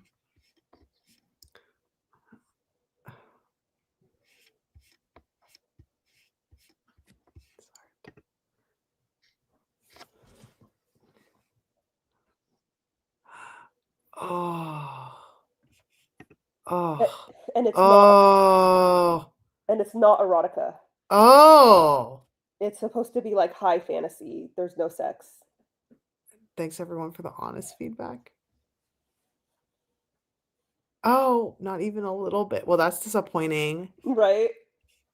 And apparently he's getting lots of reviews like, where's the gay sex? Like, how could you, what do you think that looks like? What do you think? I mean, this is okay. This is when also the title.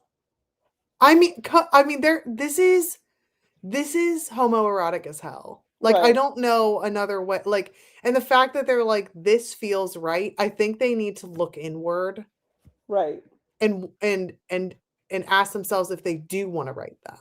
Also, why is the Minotaur so ripped, and the guy is strategically over his penis? I know, like there's so much happening. Like it looks like he's like readying himself to like Yeah. go in.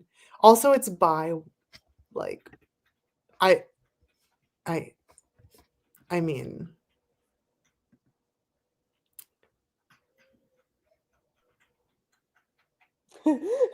The comments are great. One option of they're stopping so a good. minotaur is to seduce him. You just seduce them.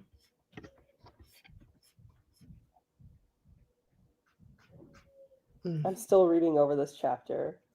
It's also I have fake Instagram comments, and I think I did a. I hate like I love your fake Instagram. There's only one where I was like, I wanted to say I'm looking disrespectfully instead yeah, of saying respectfully. right. Just because you'd said that originally, and now I can't. Now I want that. I know. I kind of want to change it back, but I'm just trying to keep up with what the normies say. But That's fair. there's one that I have that I love so much, and I purposely put a typo in it because it's a typo that you see in Instagram all the time, and I hope they Yes. don't make me change it, or I hope people aren't like, oh, there's a typo, because it's like Yes. basically Like the username is God first, because it would be, yes. and the it comment would. is, baby, you can do better. HMU, hit me up if you want a real women, like women Yes. Please, instead of you cannot woman. change that. It's You cannot women, change. because It's women. You want a real women. right. And here Yes. I'll show the comments in Cyborg It's Central. so good. But You like the cannot typo, it change has that. to be The that typo needs typo, to be because there. and it has to be God first, you know. I didn't realize she was your girlfriend. You two will have beautiful babies. One a third, and baby, you can do better. Hit me up if you want a real women. Oh, Everyone is always saying women instead of woman on Instagram, and it I kills don't know me. why either. Because it's like we know one man, multiple men. Yeah, I don't know Like why why is this a problem? I have one time ever heard someone say with their voice, women. women for Mhm. woman. Yeah. And that And confused me. I've got the little line under it that says it's a typo, and I'm like, I know. And what the most annoying part is trying to come up with usernames.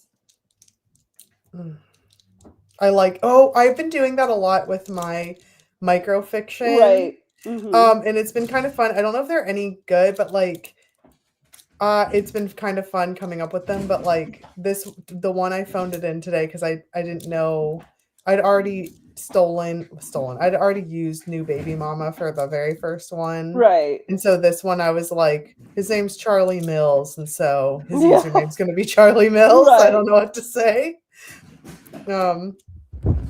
Yeah. So I just looked on Instagram and looked at other people's username, because my username is just my name, you know. yeah. So I just looked at other people's usernames, and Mine's just creepy corn folklore. right. Just kidding. I just try to get, ideas, and everyone's got like numbers and shit. I'm like, I don't know. I just went with what I saw.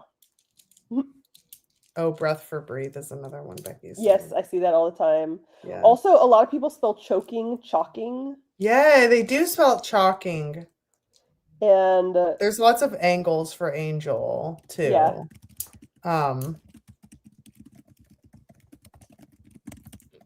Yeah. It's the worst whenever you get stuck on the thirst side of things and people are like, I want you to chalk me. And I was like, buddy, you have a lot going on right now. I don't think you need to add chalk to it. Mm-hmm. Yeah. It annoys me more than the your, because with the your one, that's also an easy mistake for like dyslexic people. So I kind of cut people some slack, and also that can very easily be autocorrect. But Yes. women is so Autocorrect has done me so dirty. That's what, like, and then it's so funny too, because sometimes I'll autocorrect or sometimes they'll just let me sound like an idiot. And so there's the one time where I'm like, are you having a stroke? And I was like, what? There's nothing wrong with this. And I'll go back and I'll be like, oh yeah, that was wrong. And it turns out everything was wrong, but I only saw one little thing. It's ridiculous.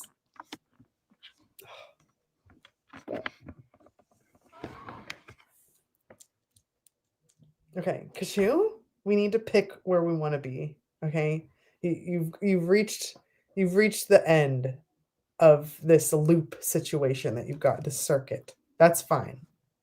You can sit there. That is fine.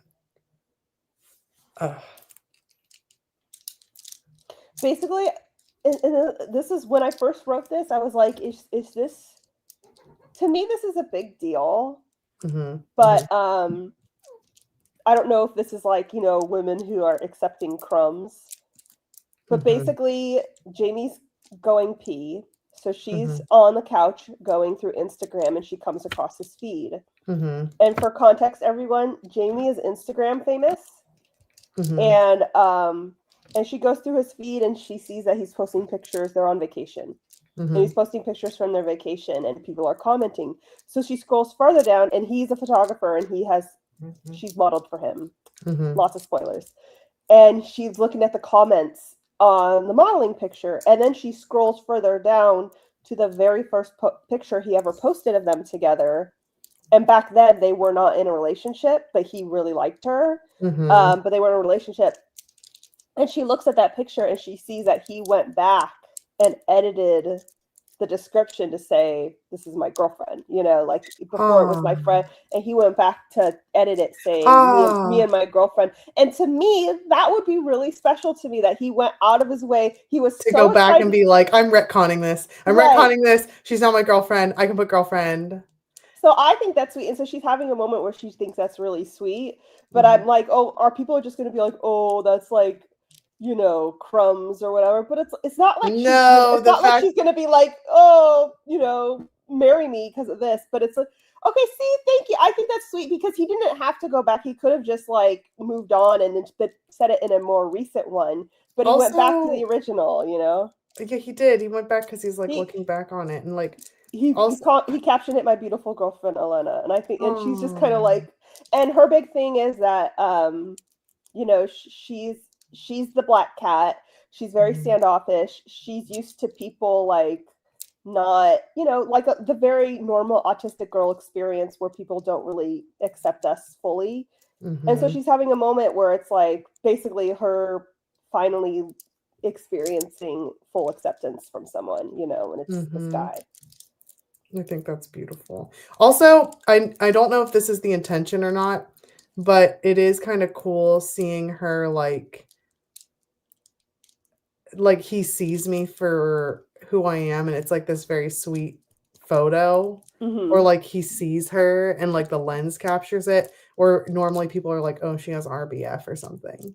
But I don't know if that's actually the intention, but I think that is he never says what she looks like in the picture. It's just that when he posted that picture of them together, he wished he could say me and my girlfriend. But yes, they're just. But was it a picture? Like, is the actual photo of her like serious, or is it cute? It doesn't say. It doesn't say. Oh, okay. I left it. Basically, the moment it's brought up, he's just venting to the reader about how he really likes her, and this living with her has become unbearable because he's like has such a hardcore crush on her, and he just thinks everything she does is so adorable and stuff. So we don't know what she looks like in the picture. We just know that he posted it and he wanted her to be his girlfriend, and he just posted my friend. He said my friend, and then now she's going through his phone, and it's kind of a callback, and she sees that. That's really sweet. Okay, then I like how I interpreted the undescribed. Well, she probably does have a resting bitch face because it is canon in the book that she has a resting bitch face. Yeah, so like the fact, like maybe this is like a soft, like maybe she has like a soft smile, or it's like her looking gentle, or like looking like just sweet, like her softer side. The part of my fears, which I'm abandoning because the cards told me to, part of my fears is that people are going to be like, she's supposed to be Black Cat, but she's so nice. But that's the point. I wouldn't describe her as nice, to be honest. Yeah. but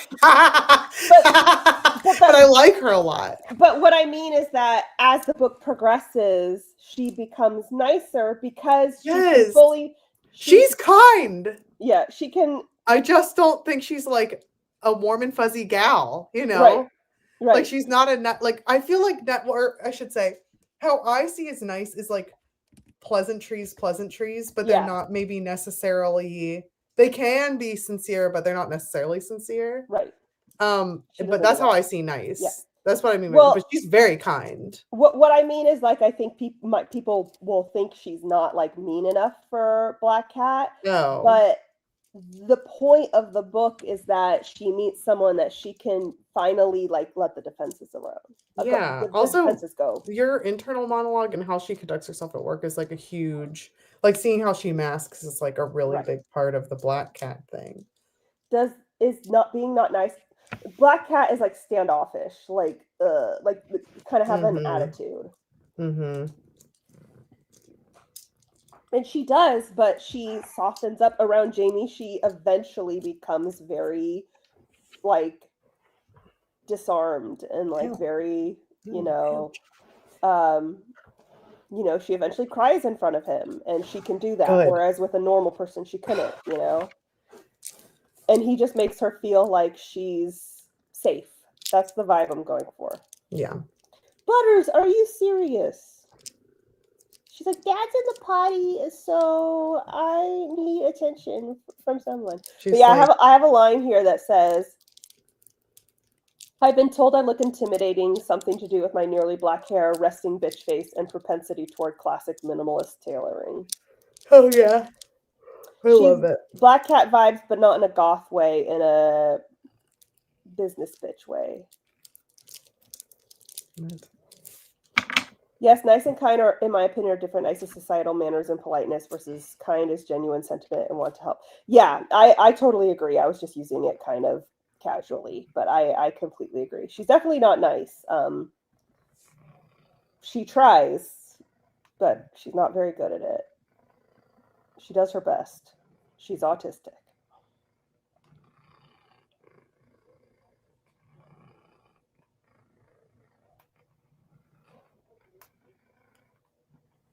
Like, I don't know if I'll keep this, but I wrote about how he could be exploring his, or I'm not going to keep that part, but I wrote about how, like, he's internet famous. He could be keeping the relationship on the down low, but instead he's, broadcasting it proudly and stuff and blah, blah, blah. Butters, come on, lady. I fed you. I've played with you twice today. Twice. And I will play with you again. Anywho, I have already tea happening. I think it's so funny. Oh, tell me. Can you tell the class? Or... I have to message it to you though.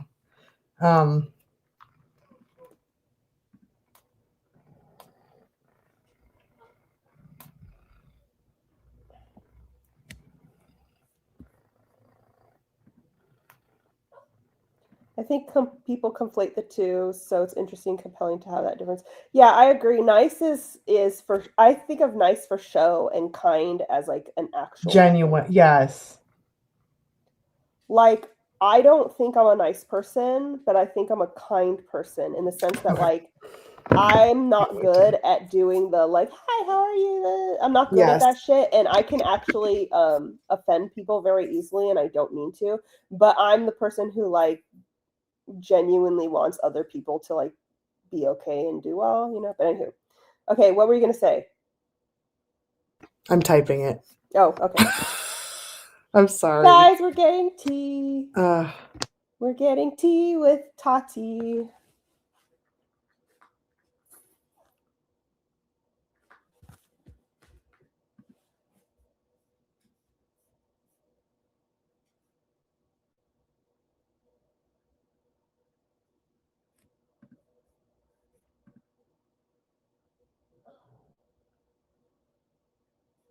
Yes.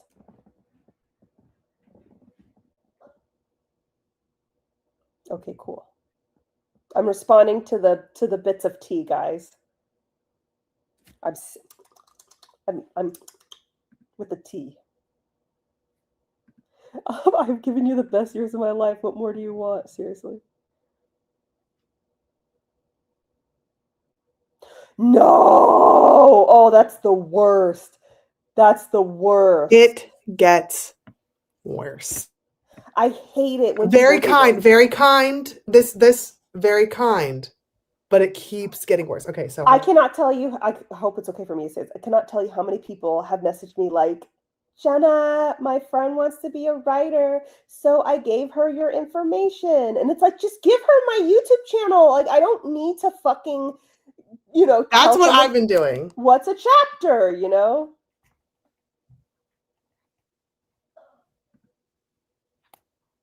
Yes, Wait, I hold agree on, with now I'm Morgan responding to her. 1,000%.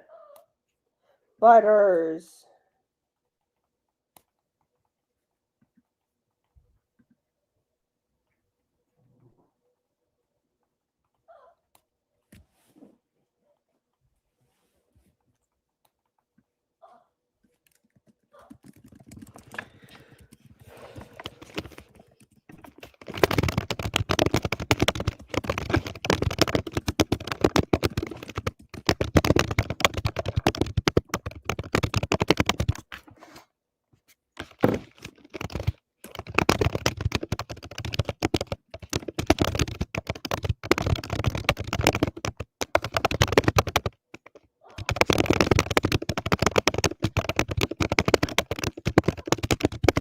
Oh my god. I forgot to read. An editor friend. Are they?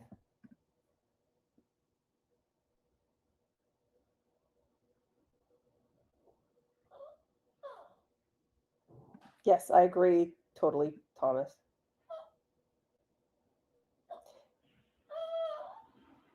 Yeah. Oh, that's shocking, Iona. That totally shocks me. They suck? Wow.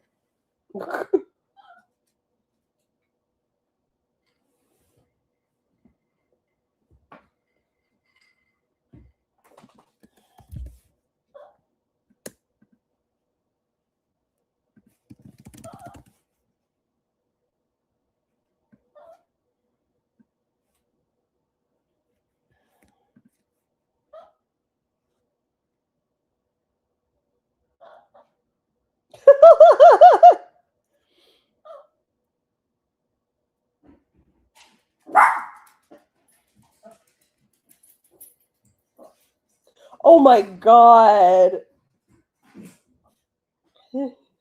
Also, like, oh, let me just like all the authors in existence. Oh no.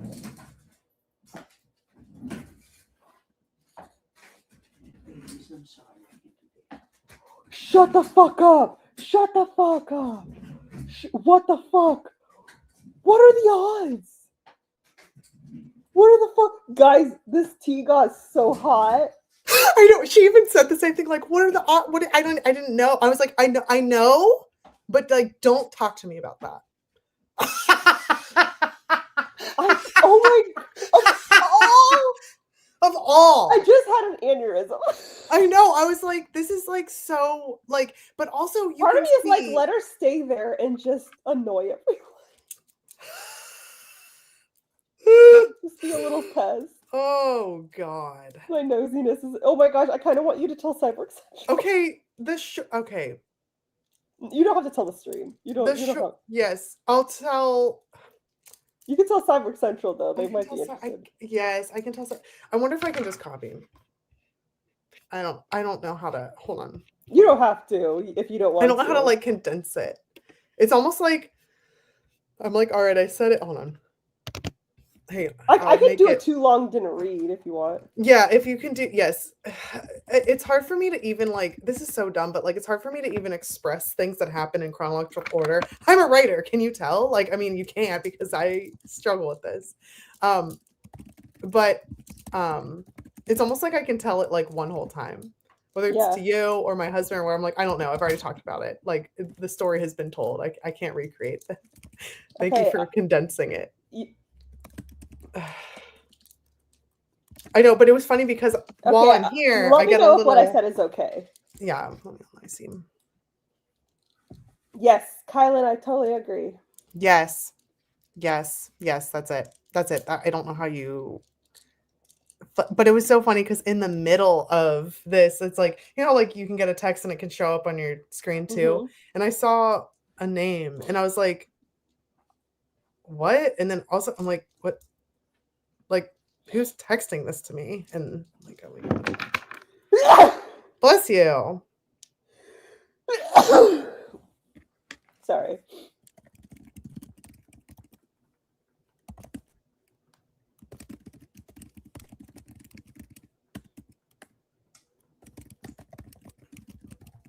Okay, I added a little bit. You look so handsome, Cliff. Why? Huh. I compliment him and he looks at me like this. Accept the compliment. Accept. You are so handsome. He doesn't want to be on camera, but he's so good looking. And every time I put him on camera, everyone tells me how lucky I am. But he's like, no, he's shy.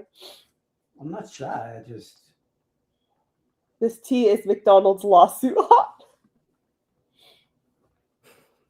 That is not the place to learn. It's the place to avoid accountability and what kills me is that the friend, I haven't read the writing, so maybe they suck at writing, but they're making so many bad choices. I just said, this is not me being shady. Just a thought that this person fast published like a lot of books, and they don't do well, and the only marketing used is pity marketing. Yeah. So it sucks because they could be so much better. But also, this person doesn't have an understanding of aesthetics. So they're getting the character art, they're making the graphics, but the graphics and character art are ugly. And the thing is, this is something where you need a friend to tell you this doesn't look good. Like, you don't have a real friend who's going to be honest with you.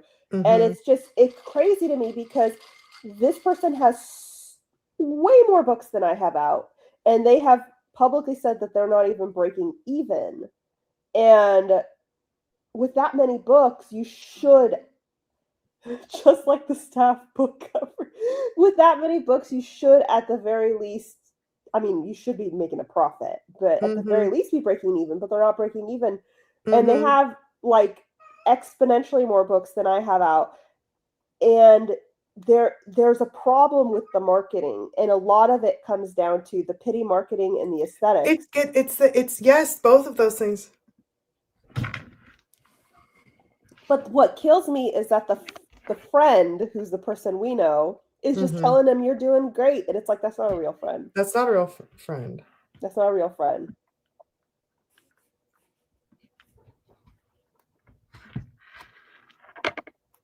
Okay, Kachu, this is silly. Stop it. Stop it. He's like precariously balancing on things to get attention. Okay. But yeah, like I remember what I had a red flag when I first met this person, but something that really rubbed me the wrong way was when you created the merch for your merch store, and you said that something was wrong with the Kachu merch, but you couldn't put your finger on it. And they told you it was perfect and wonderful and don't change a thing. And I looked at it and it was beautiful. It was a beautiful drawing. The problem was it did not look like Kachu. Yes, it was like it's too, and then you were like, it's too pretty, and I was like, that's exactly what it is. That's exactly what it was. And I was like, it looks like it looked like the white cat from the Aristocats. Yes, Marie, and I was like, Duchess. yeah, and I was like, Kachu is a little gremlin-y. Like, I was like, it's a beautiful drawing, but it doesn't look like Kachu. It needs to be a little bit more gremlin-y. And the fact that we saw, and it wasn't a subtle thing, it was like an overt thing. And the fact that they were like, it looks great, just keep going. And I was like, it just doesn't feel right. And then that was the same thing that happened with my writing. Yeah. Where I was like, this feels not right. And not in like, I need a pep talk way, like this feels not right. And it turns out it was because it was like not foundationally, like not sound. And it's like, that's kind of important. Like, it's fine. And that's the thing is, it's like, I can't trust advice from someone like that. No. And it's another thing too, because like, I remember I was trying to make a character very meek and unlikable in the beginning, and you're supposed to get annoyed with her. Granted, this isn't going to get published, but like, you're supposed to be like, stand up, girl. Like, and one of the things she's like, I'm not really worthy and like all this stuff. And she was like, you are worthy. And I was like, this is chapter 1. Okay. And she's not. So Right. like, why are we like, this isn't me talking to you. Like, this is a Right. character. Like, you know that, It was right? just- Like, I'm not. She was the person who says what she thinks you want to hear. And that, Yes. And it's manipulative. that Even rubs if me the it's like, wrong way. Cause it I'm does. like, I always say I'm the friend who wants to know if I've got a booger in my nose. Like, Yes. tell me. Tell me. So I don't embarrass myself. And I have unfriended people who have purposely let me embarrass myself, you know. So it's, I don't, anywho, but she's doing that now with this person, and this person is, and obviously this person's in charge of their career. It's not up to the person we're talking about to fix it for them. No. But you would expect your friends to tell you, hey, because the mistake is so overt. And but whatever. Anyway, we know Kachu is adorable. We were saying that the cat was too pretty, and it didn't capture Kachu's essence. Kachu's little gremlin. It was like it legit looked like what Persian cats are supposed to look like instead of what he actually looks like. Right. If that makes sense. Like it looked like a show cat. Yeah. And now look here. Actually, I'll just plug he's the like merch. a goblin. But that's why we love the him. Merch. Hold on. I will plug the merch. Hold on. I get compliments every time I wear that shirt. That's so good. Literally, like it's a thing, and I tell people it's my friend's merch. It's like, this is Kachu. Mm-hmm. Okay, just I'm gonna do the whole store, but just basically scroll down a teeny bit, and you'll see it. And then you. I wish we still had an image of the original. I feel like I have it somewhere. I think I have it somewhere, like in my email or something.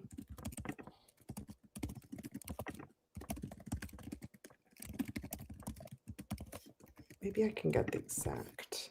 You can get a sticker of him. Yes, go. I have a Kachu shirt. If you want to twin with me, triplet. And I want to emphasize, it's not like I'm sitting here and saying like, so I had to tell Iona that she's fucking ugly. Like I'm not sitting here saying like. Also, side note, I love that people think Kachu is beautiful and adorable because he is. But he is ugly as hell. Like we have to know this. I don't think Kachu's ugly. I think Kachu is like pug cute, you know, like gremlin cute. Yeah. Yeah. But I say as he has a comb over, which is okay. But what I mean is just that like it's not like what I said to Iona was mean. Like I could understand you not wanting to be mean to your friend. Like if my friend shows up to a party wearing a hideous outfit and she cannot change out of it and she's stuck in it, I'm not going to tell her she looks hideous. Like you look horrible. But if a friend comes to me and says, I'm making merch, something about this design doesn't feel right, what do you think? And she's going to sell it in her store and she's flat out asking if there's something wrong and it can be changed. And I even was like, it's wrong. Help me pinpoint what is wrong. It's kind of like there's the one thing where you were like, something feels off about Raph and the thing. Yes. And I was like, oh, because of like the shadowing and stuff like that. I was like, I think it's the type of sleeve he had. And you were like, that's it. Because it almost looked like he had this big bicep and then it was like just cut off. Even though it wasn't, but it was like the way the shadows were working and stuff.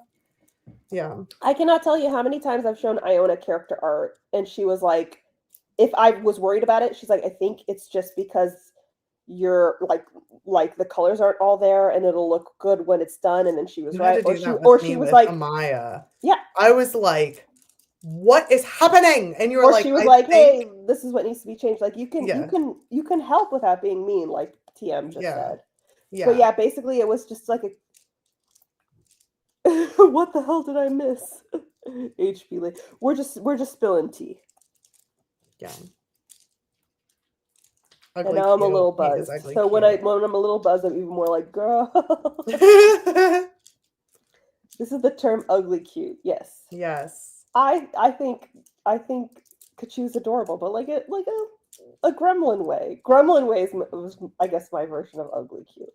But I really want you to find that picture just so that people can see how extreme, like the before and after. Let me see if I can. Let me see if I can find it because I think if it could be easily fixed, you tell the person. That's the thing. It's like if it could be fixed, say it. That's what pisses me off so much. Like I had a friendship dissolve because I they were like, oh, I noticed that, but I didn't say anything. And it's like, so you let me be humiliated. Okay. It's like, okay, I guess. Exactly. And it's like, if I'm asking, it's because I need help. Like, help. Be a good friend. Aha! I got it. Yes. Oh my gosh. Okay, you gotta share it in Cyber Central. It was colored in. I just have the sketch version of it. Mm-hmm. But like, look, okay, hold on. Let me get a screenshot of my also. Like, And then share the final. The actual final, yeah. So, oh I'm my just gosh. gonna take oh my god, screenshot of the sticker that you can Cool. have just so you can see. And we all know what Kachu looks like. Okay, We guys? do, but like, okay, so here was the original where I was like, I don't know, I was like, the only thing at the time that I was like, well, his snaggletooth isn't right. But like, it's also harder when you're hiring the person because you don't want to be a bitch. I want to be direct and just be like, hey, if this is possible, like, what is happening? Hold on. What? I just remember this like branded itself in my mind because I see her saying it looks fine, and I'm just sitting there like, why are you lying? Yeah. Okay, so here's the original. Like, do you want her to do badly? Honestly, I think, well, that could have been the case for some things, but also I think you just have really bad taste. Yeah. I think she just doesn't know, and I can't. That's kazoo tight.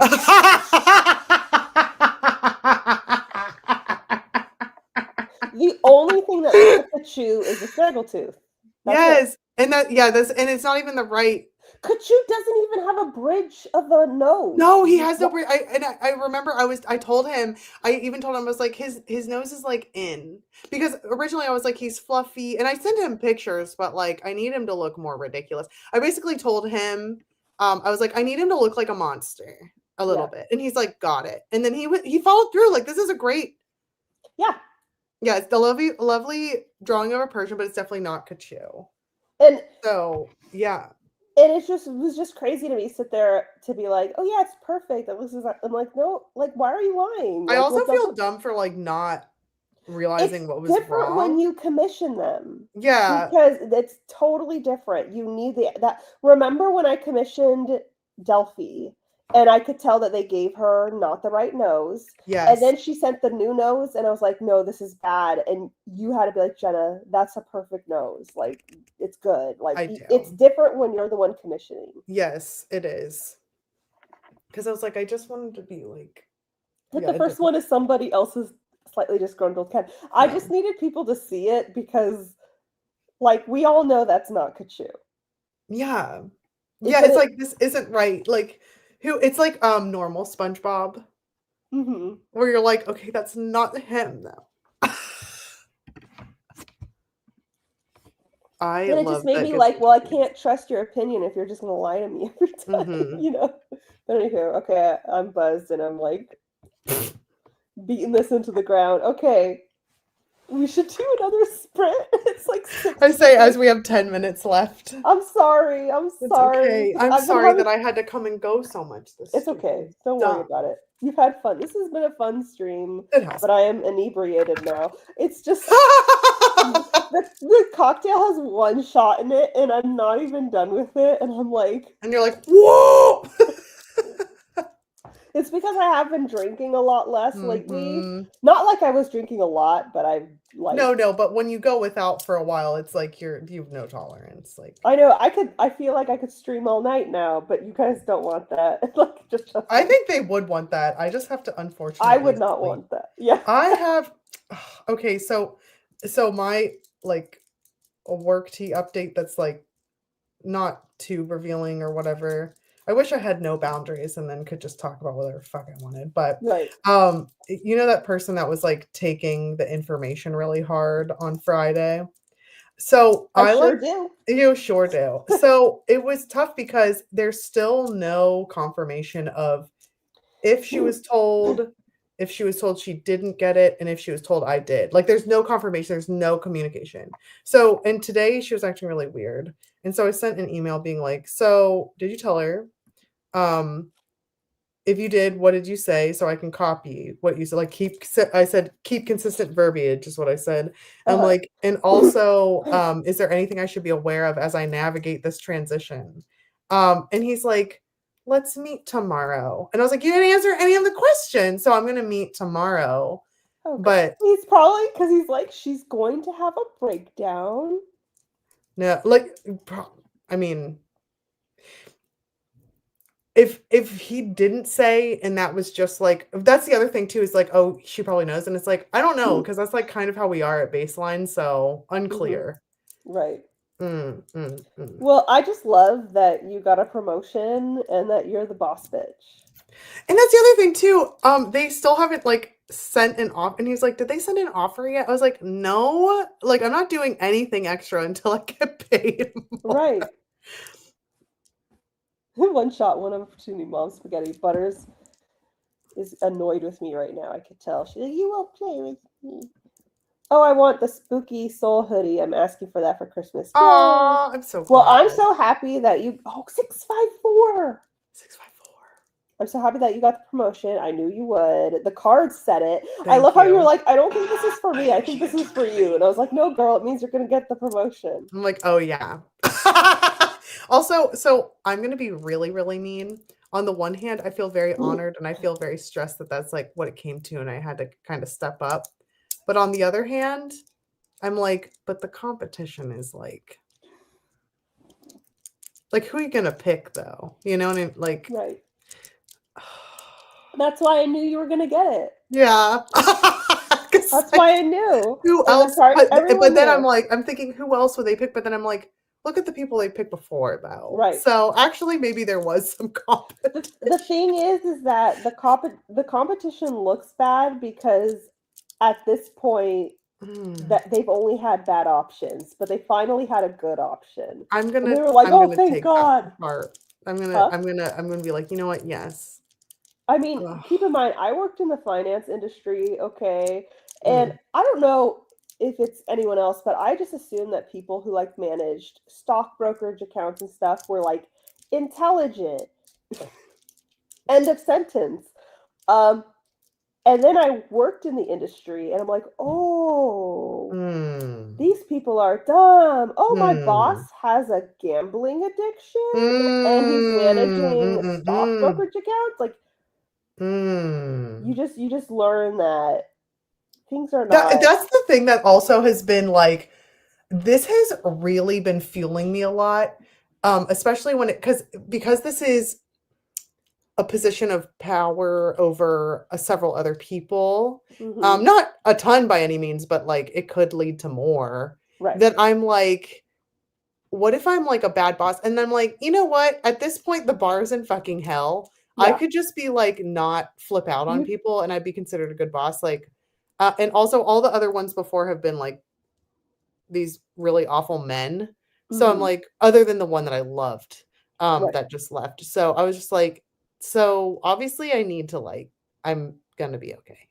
Like, yeah, I think you're overthinking it in a way that I get, but but it's like definitely overthinking. Yeah, you're overthinking it. Like I get why you're overthinking it, but you're overthinking it because you could literally just sit in your office and fart and you'd probably do better than. Oh my God, and I already do that. I'm gonna be so good at this.